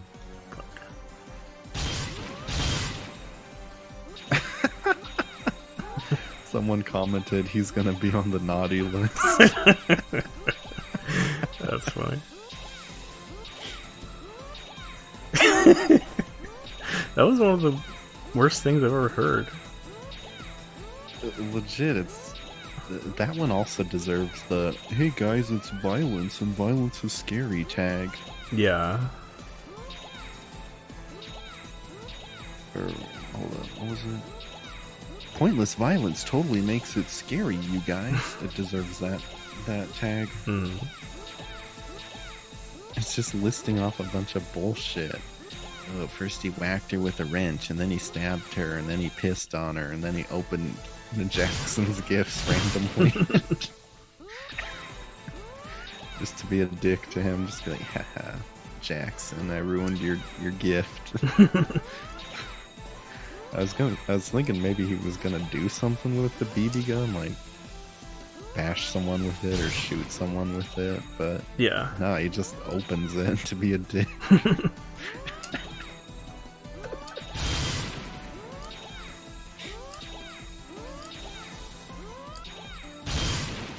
Yo, bro, is this thrusty shit? It feels like it.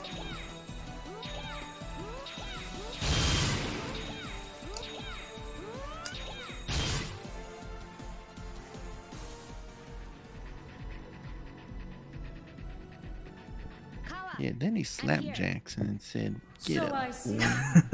And you appear to have gained a bit more power as well. That was a ridiculous story. Fucking why did he even bother with giving Jackson a name? Yeah. What the fuck? I won't. I'm me. and bother with the year. The year played nothing into it. Yeah. Some worthless info in the beginning. It's part of Kala. But don't you want to see what it does?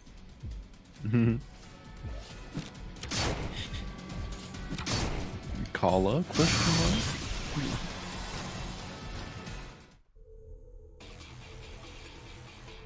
You are beginning to test my patience. One squint and you'll never see the light again. Okay, if it's just one squint, then fucking do it, bitch. Why are you talking all this talk? Yeah. Shove you back in. If you can just Thanos snap her out of existence, why don't you fucking do it already? Yeah. Because he can't, so shut the fuck up. Damn. That's what I'm saying. I Yeah. made it. I can unmake it. Just let me eat you. Oh, you put beating the game in your title. I did.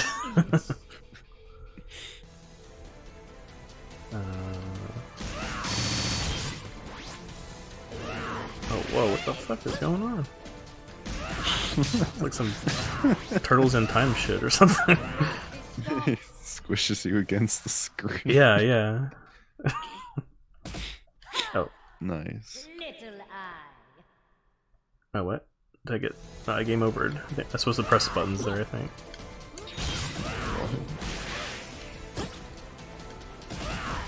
She like swallowed me up into her third eye hole. I wonder if this is gonna turn into some Kingdom Hearts anthem shit where you like fighting all over this gargantuan bullshit. Yeah, it could be.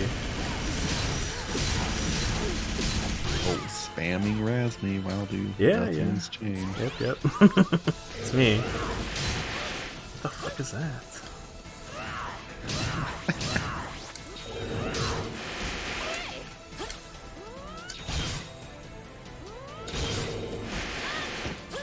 Oh what, you can't dodge a whole screen of this? Wow, get good. Yeah, I'm pretty bad.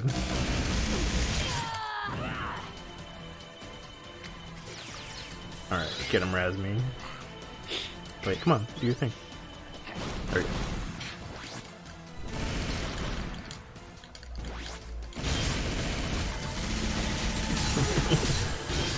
You'd probably just use Razmi to fight like giant Ajna if you could. Just her single-handedly. Yeah, sure, why not? Tiny little Razmi going up against a giant.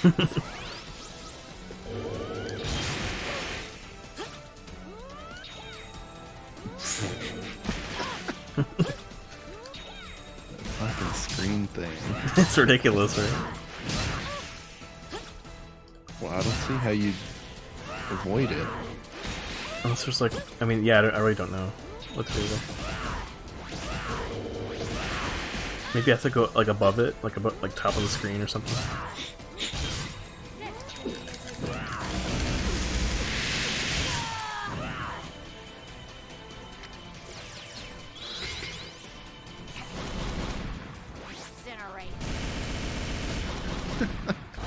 And you just have the idiot prepared to use Incinerate. I know, right?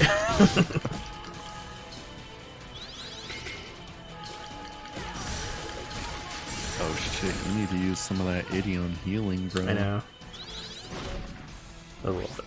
There we go.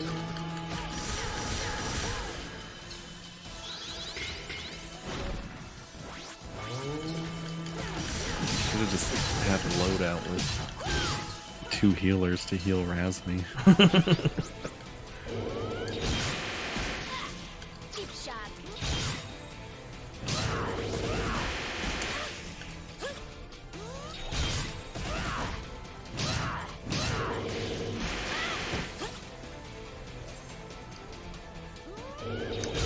So which of those did you like the most? Scooby-Doo, the ghost friend who visited, the my brother getting abducted by Santa Claus, my niece getting eaten by an elf, or a crazy cocaine dude killing his family? I guess, honestly, it'd have to go with Scooby-Doo. It was the funniest, in my opinion. Yeah.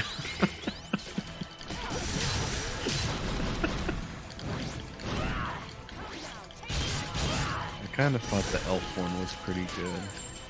It's okay. Yeah.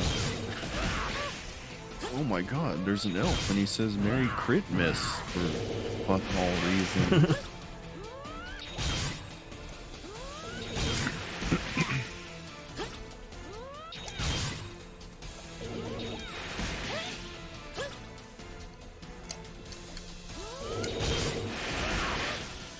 Merry Christmas, guys.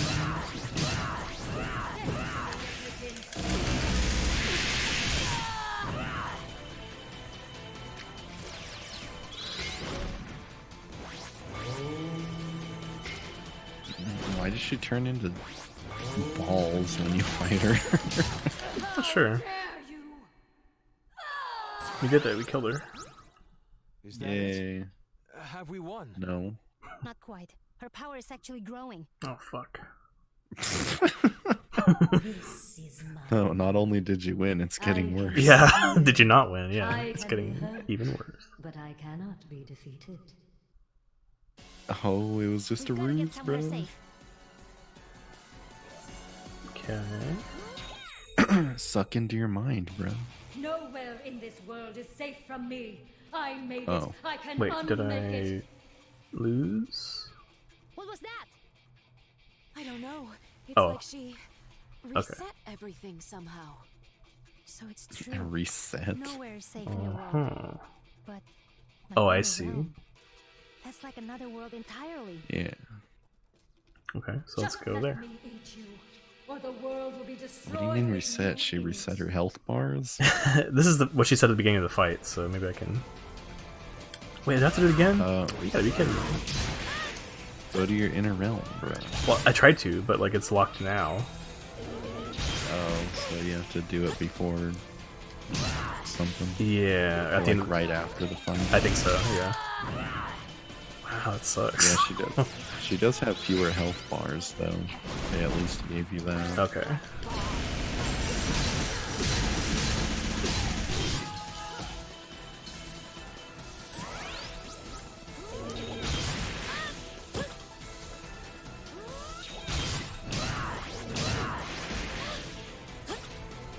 Oh god, we'll have to save Cursed Plug and Play for another play.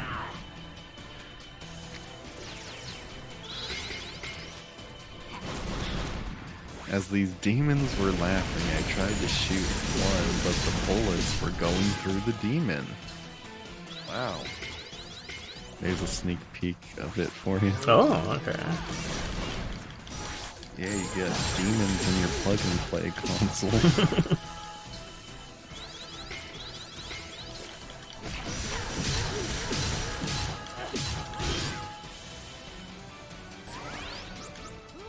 I swear, officer, he was an elf, and he said Merry Christmas, and he ripped my niece in half. I don't know. Drugs? What do you mean? Why do you ask? No, I've never had a Scooby snack in my life. I don't know what you're talking about.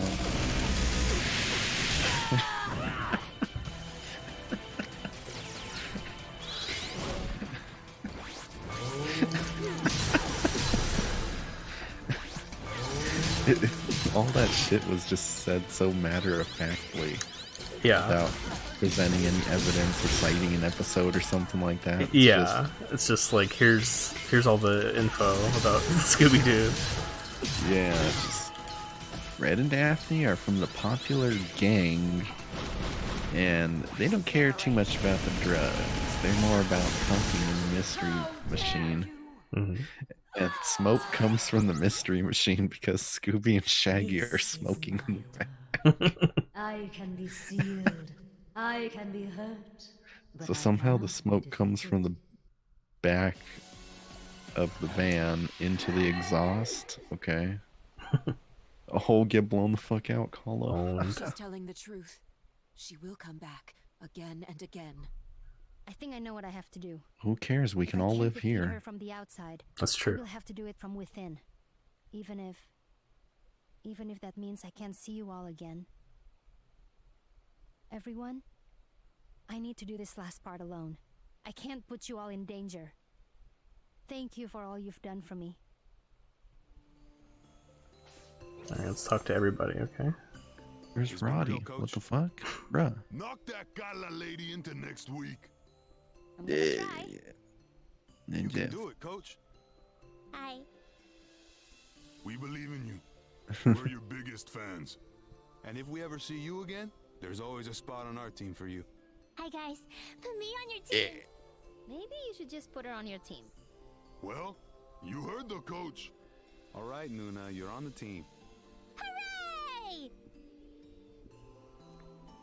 Alright. No, Ashna. We're only gonna talk to the cool people because apparently they have voice lines. So. No, why? To beat Kala. That's dumb.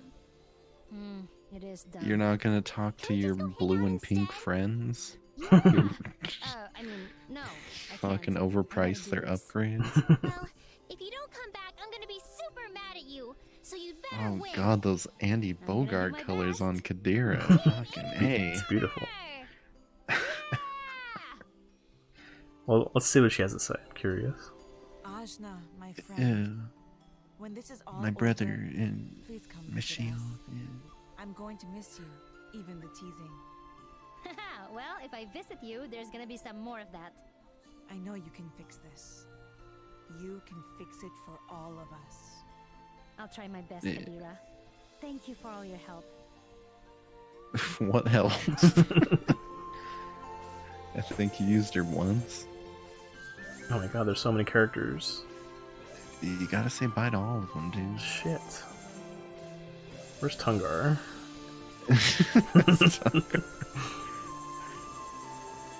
Oh, Jesus Christ.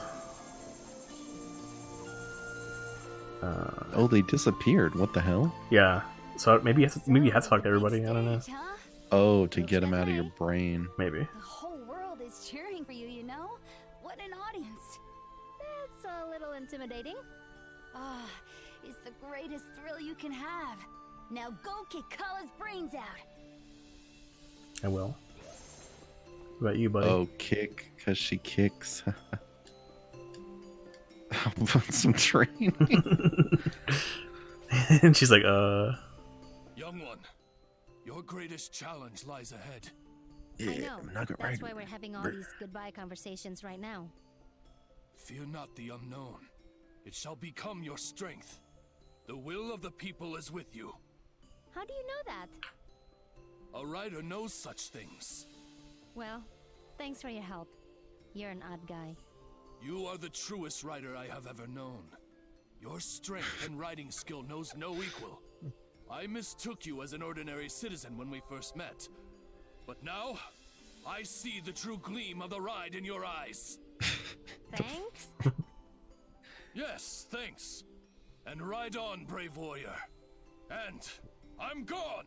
oh, thank God we don't have to see him again. Alright, what else we got? Okay. Color person.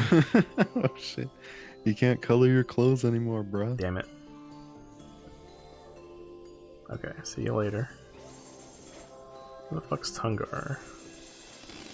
He's up here.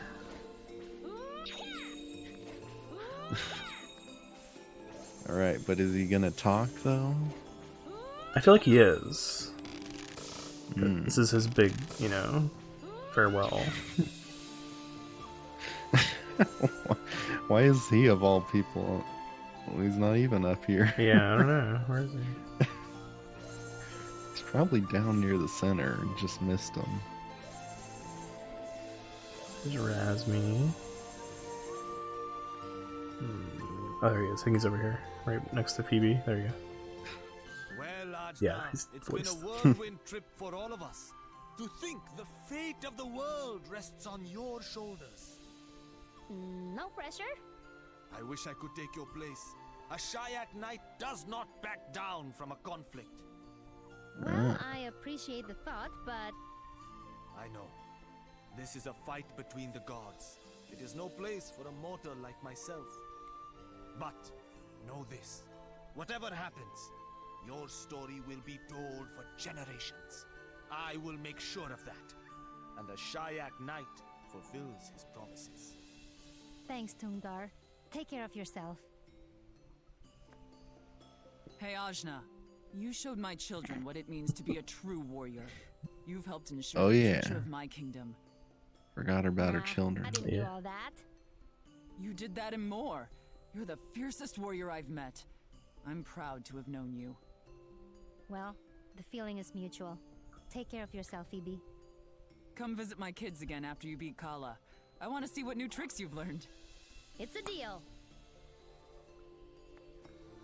You're a strange one, Ajna. What? Not in a bad way. It's just, you are out here trying to save the world, and you still took the time to help a fellow traveler repair her oud. Oh, that? It was no big deal. It was a big deal to me. Someday, I will capture that compassion in song, and sing your praises till the ends of the earth. That's nice of you, Zara, but I don't need all that. Let me just see here. Something like...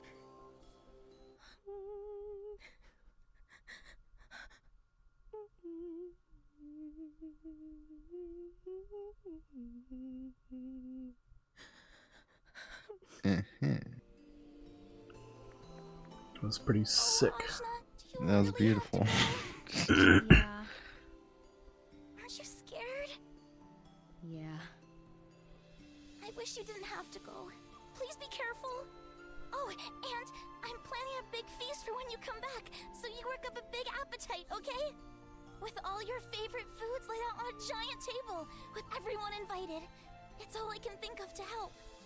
Wow. That sounds great, Leilani. But... Are you okay? It's just... Now I'm hungry. Ugh. Oh! Uh-huh. I'm sorry! Now I've got to beat Kala while thinking about Pempek. I just learned Think how to about make a what? Miko too. Pempek. So you've got to come back. It's her favorite thing to eat. Empty stomach. The fuck's that? I don't know. I'm gonna look that shit up. I'm gonna see if that's something real. Okay. Oh, it's okay, Lanchi. Oh, it is. What You're the fuck? a good dog. Kushi and Zebe will still be here to take care of you. Does it look better or worse care than of them horsey too, you hear? sauce? Good. It's a Indonesian fish cake delicacy made of fish and tapioca. What the fuck? It's just like a You little said it, but we're friends now, right? deep fried fish, I guess. Mm. In tapioca? What the fuck? It's weird. What? Why? Well, I kind of thought there'd be some nice loot up here. You can't steal. No, I totally can. Well, you shouldn't. We're gonna have to agree to disagree on that one. Catch you in the next cycle, friend. Take care, Kampan. Don't steal anything while I'm gone. I'll take that under advisement. Ashna, I'm not good with goodbyes. Aw, I'm sorry, Kushi. It's okay. I mean, I thought it was my destiny to be a protector of Lan, but you helped me to protect the whole world. Yeah, well, you failed in that Well, regard. it's not over yet. Yeah. But it could still fail. You won't. I've seen you overcome so much, and you bettered yourself in so many ways. That's nice of you to say, but I couldn't have done it without you. You can visit Outun anytime. I'll make more animal friends for you to visit too. Really? Thank you. Animals are so cool. I'm just really happy I got to be your friend. It's embarrassing to talk about. Oh, I'm happy too, Kushi. The world's gonna be alright if you're out there protecting it. Do your best. You got it. And thanks, Ashna. You're welcome. Oh, Ajna. What a journey it's been for us both. Yeah, we met in jail. Well, that's an way to put it. We did, though. You were all ready to bust out of there and tell me how cool of a fighter you were? Right. I guess I did say something along those lines. Embarrassing, right? Even more so now that you're continually pointing it out. Oh, bro. Well, I'm glad we got you out of there. You've been a good friend. He looks like an evil Santa Claus or something with those colors. I'm sad to see you go. Thank you for trusting me. And believing in me, even when I didn't believe in you. We're friends, Zebe. We watch each other's backs no matter what. I'll see you again, kid. We'll see, I guess. Oh, and Ajna? Yeah? You have earned the great Zebe's respect. This does not come lightly. Do not dishonor us both by losing to Kala. Alright, I'll do my best. Goodbye, Ajna. Goodbye, Zebe.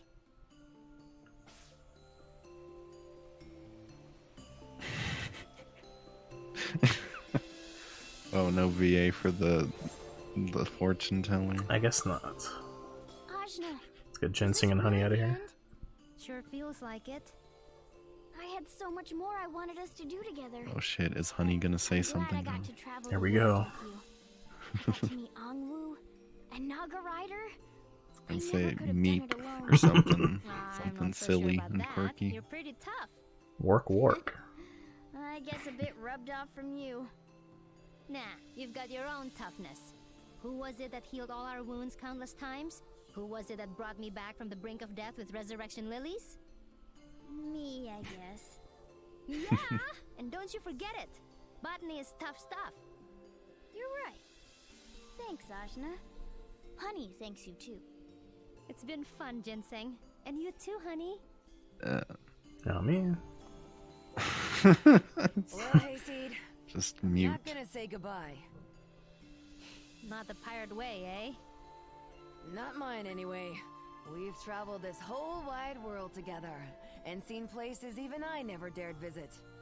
Well, thanks to you. Ah, I only played a small part. You're one tough youngster, and I'm happy to have had you in my crew. Aw, it was a pleasure. Is Rasmi gonna be last? Yeah. I suppose I did, didn't I? Well, happy to serve. Never thought I'd ever say that to anyone. And hey, before you go, how about you put in a good word with Tarani for me, huh? What? Why?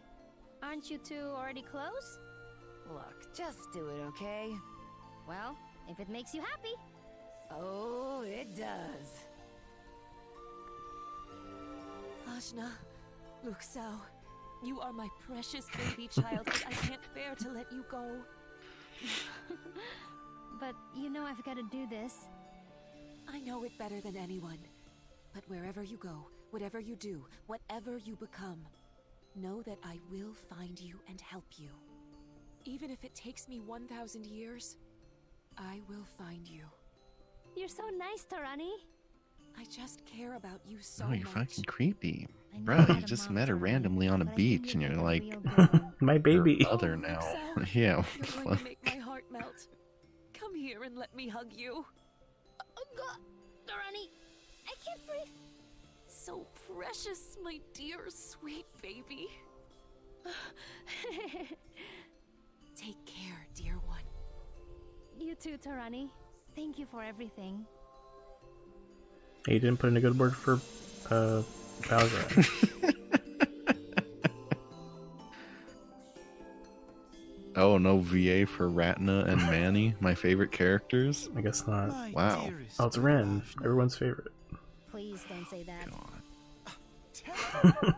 Well, I hope Ajna, he freaks it out has been a again. pleasure Oh, that'd be watching you cool. fix this world and make my job irrelevant. Happy to do it. Now, Look at my if shirtless only you shirt would put and in a pointy word with teeth. some of your What the fuck? compatriots so that we might get to know Yeah, I'm each not a other fucking little bit more weirdo. intimately. I won't. Such a difficult one. Bye, Ren. Thanks. Toodles.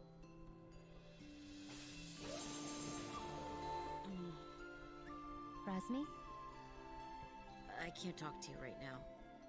but we've got to say goodbye at least. No, I don't want to. I've got no choice. Listen, I don't care about this world. I never did.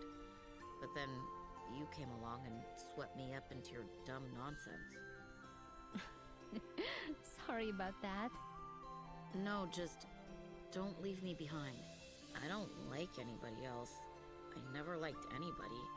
And now I like you, even though I don't want to. And you're leaving, and I don't even know what I mean when I say that I like you. This is so embarrassing to talk about. I just want to set you on fire. I'm sorry. You don't get it. I like you too, Rasmi. I'm glad we're friends.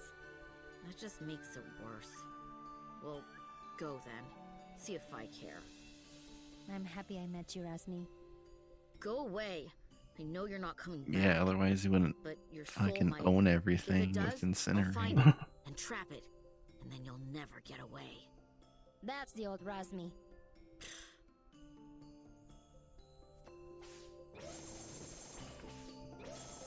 Miss anybody, or what do I do now?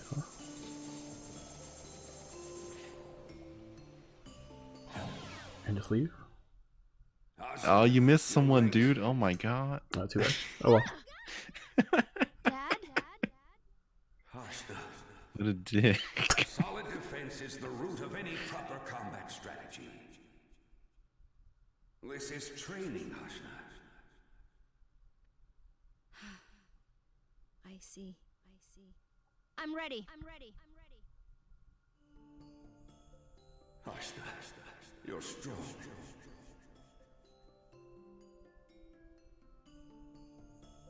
stupid I could have asked for. And the best daughter. I know I've been hard. Stop smacking me. I know I haven't been the kindest father. I want to tell you everything. I know I should have from the start.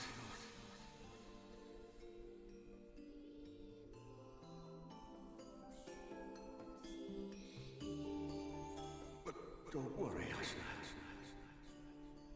Death isn't the end. Thanks, Dad.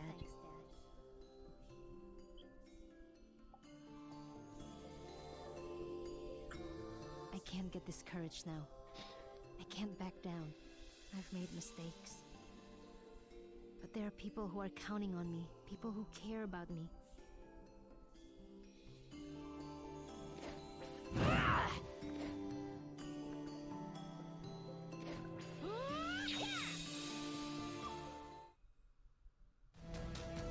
Okay, now it's just us. I'm coming, Kala. Oh fuck, bro! Oh my god. What? This What are you shit's doing? getting crazy. It's about to get crazy up in here. So, you finally understand. What the hell's No, that? it's you who doesn't understand.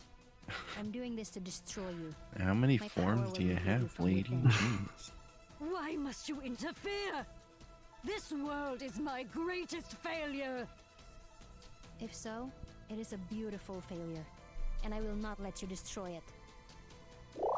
How dare you? How dare you? That sound effect. Okay. Oh my god, so many health bars. 108? Oh, damn. I must achieve perfection.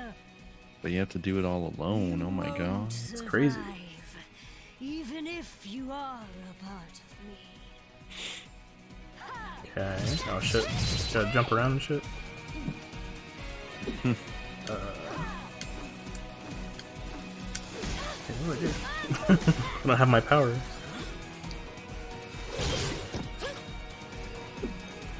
Yeah, I guess you suck, bro.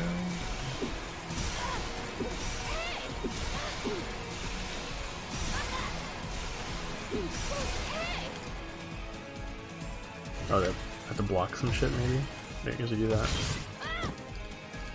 Okay. Damn. Okay. Let's try it again. Oh my god, it won't let you skip the cutscene, bro. What is this, cave story? Oh, 69? Yeah. You. Not so fast.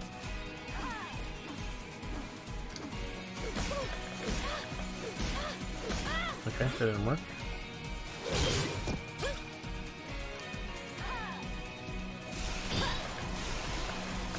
Damn, did that dude teach you nothing?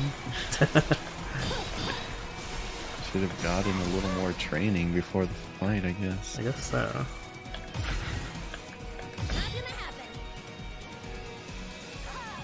No pen tech for you.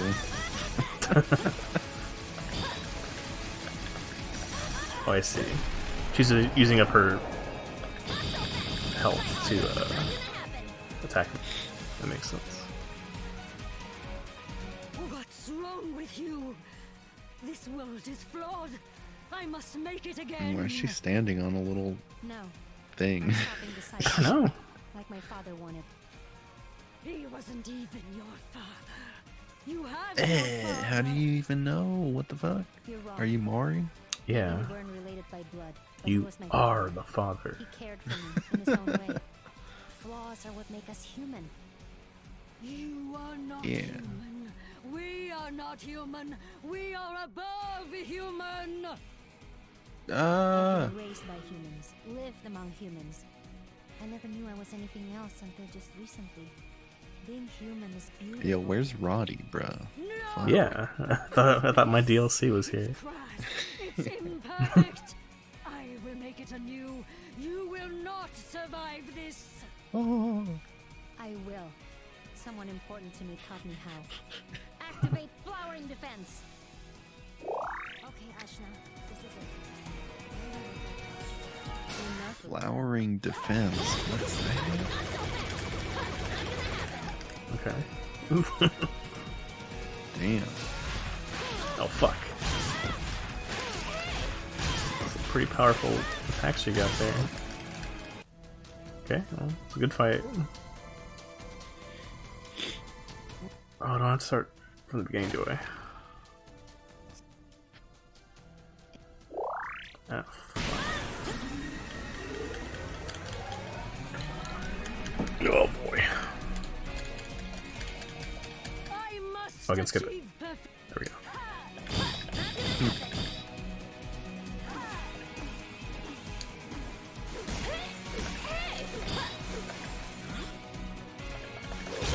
Shit. Cheap shot.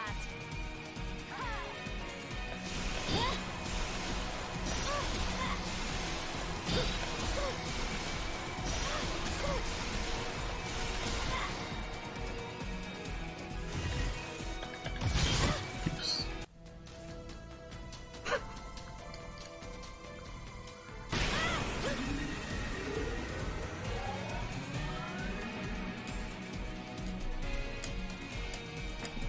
Why have to wait for the health bars to load? I don't know. I really don't. Those need to skip too.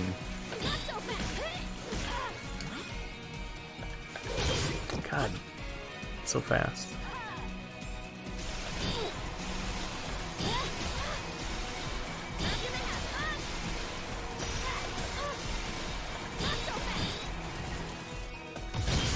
Okay. Okay.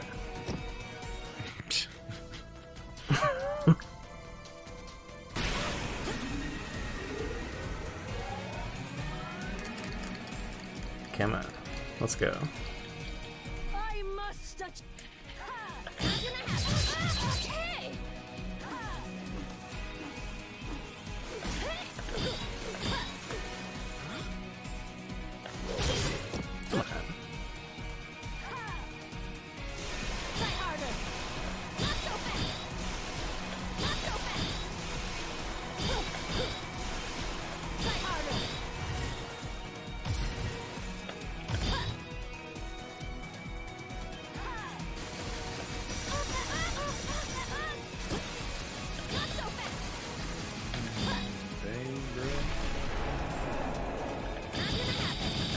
How the hell do you block a laser with your axe? Right? Okay, here we go. Blocked the vertical laser with an axe. Okay. Right.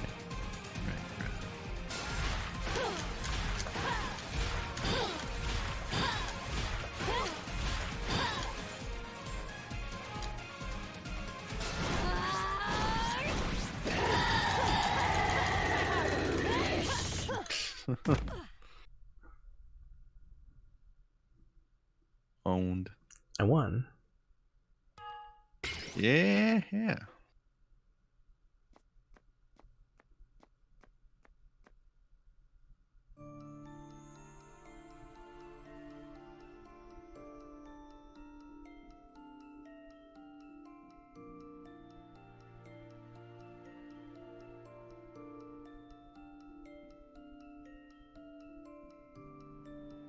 Rip her fucking head off.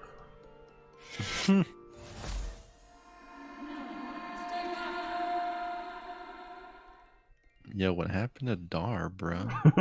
I see. That voice in my head. Somehow, I knew it was you. I thought you were trying to make me doubt myself. But those were your own self-doubts, weren't they? You were angry with yourself for restarting the world so many times and failing to create it as you envisioned. My doubts are not yours to see. But they are, because they are mine too. So you see why the world must be perfect. No, they're my doubts because I'm not perfect. And neither are you. And aren't flawed beings more interesting? Look at all the people who helped me get here. The people who surprised you again and again. Isn't Like that beyond Kadira. perfection? But I've failed them. I've failed myself. I've failed this world. Look at all the pain and suffering the people go through. But they get through it Yeah, together. no thanks to you, They bro. work hard and Blowing push through shit up. adversity I know, to right? create something wonderful in the end. Sometimes adversity is what helps them make something beautiful. Maybe in the odd case. But I've made them suffer so. And they will keep on suffering until I end it. A new world is the only way. How many times have you reset the cycle? I've lost count. And has it ever been close to perfect? I suppose it hasn't. Maybe. Maybe we write this one out and see where it goes. You can't change your mistakes, but you can learn from them. I suppose true enlightenment can't be achieved from changing what's external to you. It must come from within. I know you've been going through this alone. That's why you've been so angry. I know because I can feel it too. But you're not alone now, Yo, Kala. but what I'm about here. consensus, bruh? The small piece of you that was Yeah, forgotten. this is all Just great and there all, to but remind you in your darkest hour, you know, you're not alone. what's their Even by opinion yourself, on you're all not alone. this? What about the King of the Sea? I'm It's here. I'm part of you. what I'm wondering. So I think he has a say in I this will this merge world with you. resetting. On He's one the condition. king. Let's ask him. We reincarnate together and see what this world holds. Damn, and the Nothing news will be ninja's perfect gonna from have the a field outside. day with this story. Oh, We're doing yeah. our best from within. But you speak so passionately of your friends. Consensus. What of them? I'm not sad to leave the life I've led. It was wonderful, and I couldn't have asked for more. The next will be even better. I'm sure of it. I want to see what happens to this world I love and the people I love. Don't you?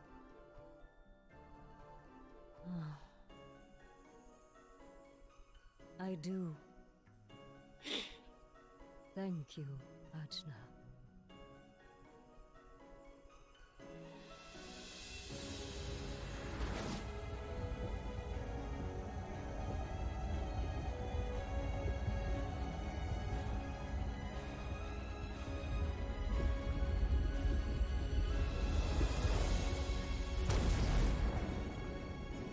Oh.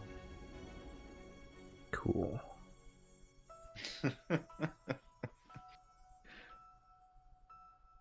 What, did the world blow up or something? I don't know.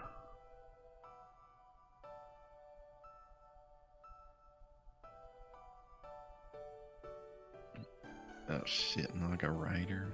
Oh no. It's weird seeing the back of Razmi. Yeah, it is. Looks weird.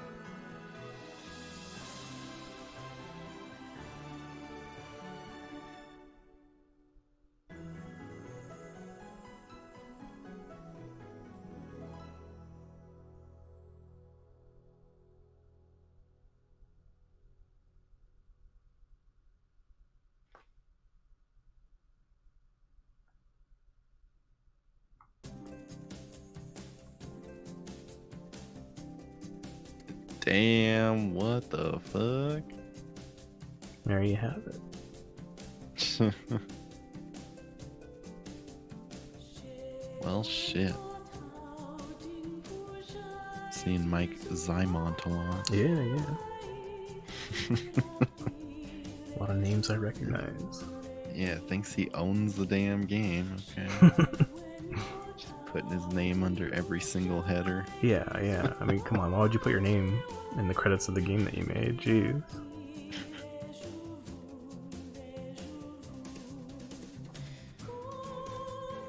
Yeah, that's my dream team. Kadira, Consensus, News Ninja, King of the Sea. Yeah.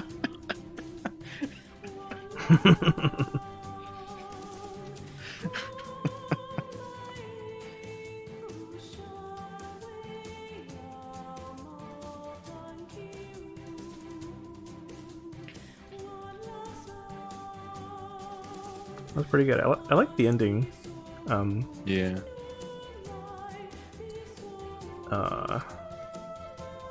Had some like pretty heady themes.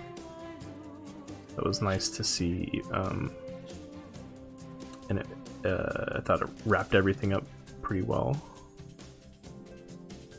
Yeah, but you didn't see what happened afterwards. Did they die? Yeah. Yeah. Unless you're getting that Marvel after credits scene. It's possible. Clean up VFX artists? What the heck? Yeah. I didn't even know that was a position. Jesus. I mean, I assume that you know, Ajna's not gonna exist in human form, but that lotus opened up at the end, you know, and that kind of like represents like rebirth, or you know, the cycle of life and death. So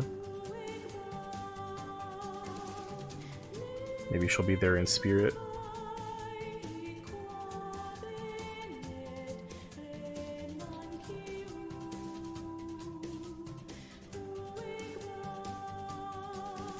Oh no, is it going to show all the Kickstarter backers? I just thought of that. If it does, then we might have to call it. Good God.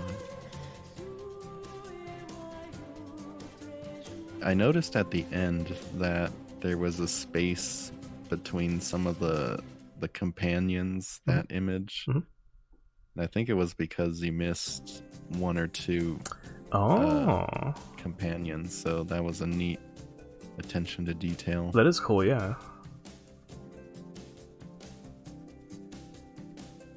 Yeah, so you didn't 100% it, bro. Oh my god. Dude. Guess we know what we're doing next week then. No, I'm just kidding.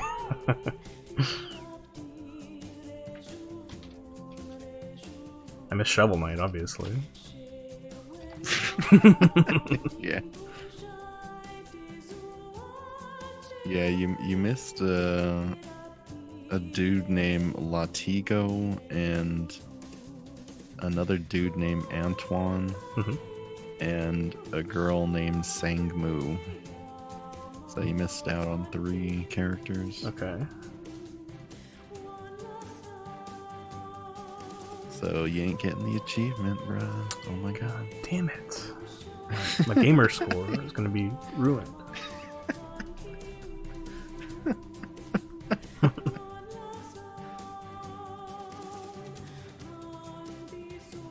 I don't know how you missed them, though. You were pretty thorough in exploring everywhere. Yeah, so. I thought so too, but, you know, I guess there's a couple times where I was like, I don't feel like going back to look for stuff. Yeah. I feel that's probably the average experience for people who play it, is they get most but not all companions. You know what's weird? There was a couple parts at the end, like when you were reading the creepypastas. I was going to some unexplored bits with my new powers, and I encountered like at least 2 areas that were blocked off by one of the powers that I got, and I went in there, and it's just like an empty room, no ring cells, nothing in there. I was like, in which area? There's a couple. There's one in Canul, and I think the other one was in the last area in Sumeru, maybe. But I was like, what the fuck is this? But I just realized that maybe the DLC characters or something in there. Perhaps. What the fuck? Oh my god. Who's that? Is that Ajna? It's like Ajna Kala Fusion. Oh, okay. So maybe she did reappear on Earth. But what do you call her? Ajna? Yeah, there you go. That's pretty good.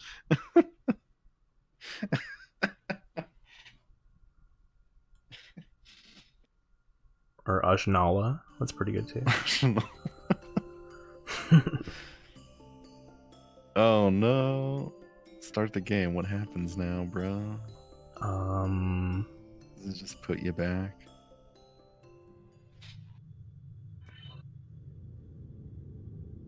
Oh, it's gonna start the game again.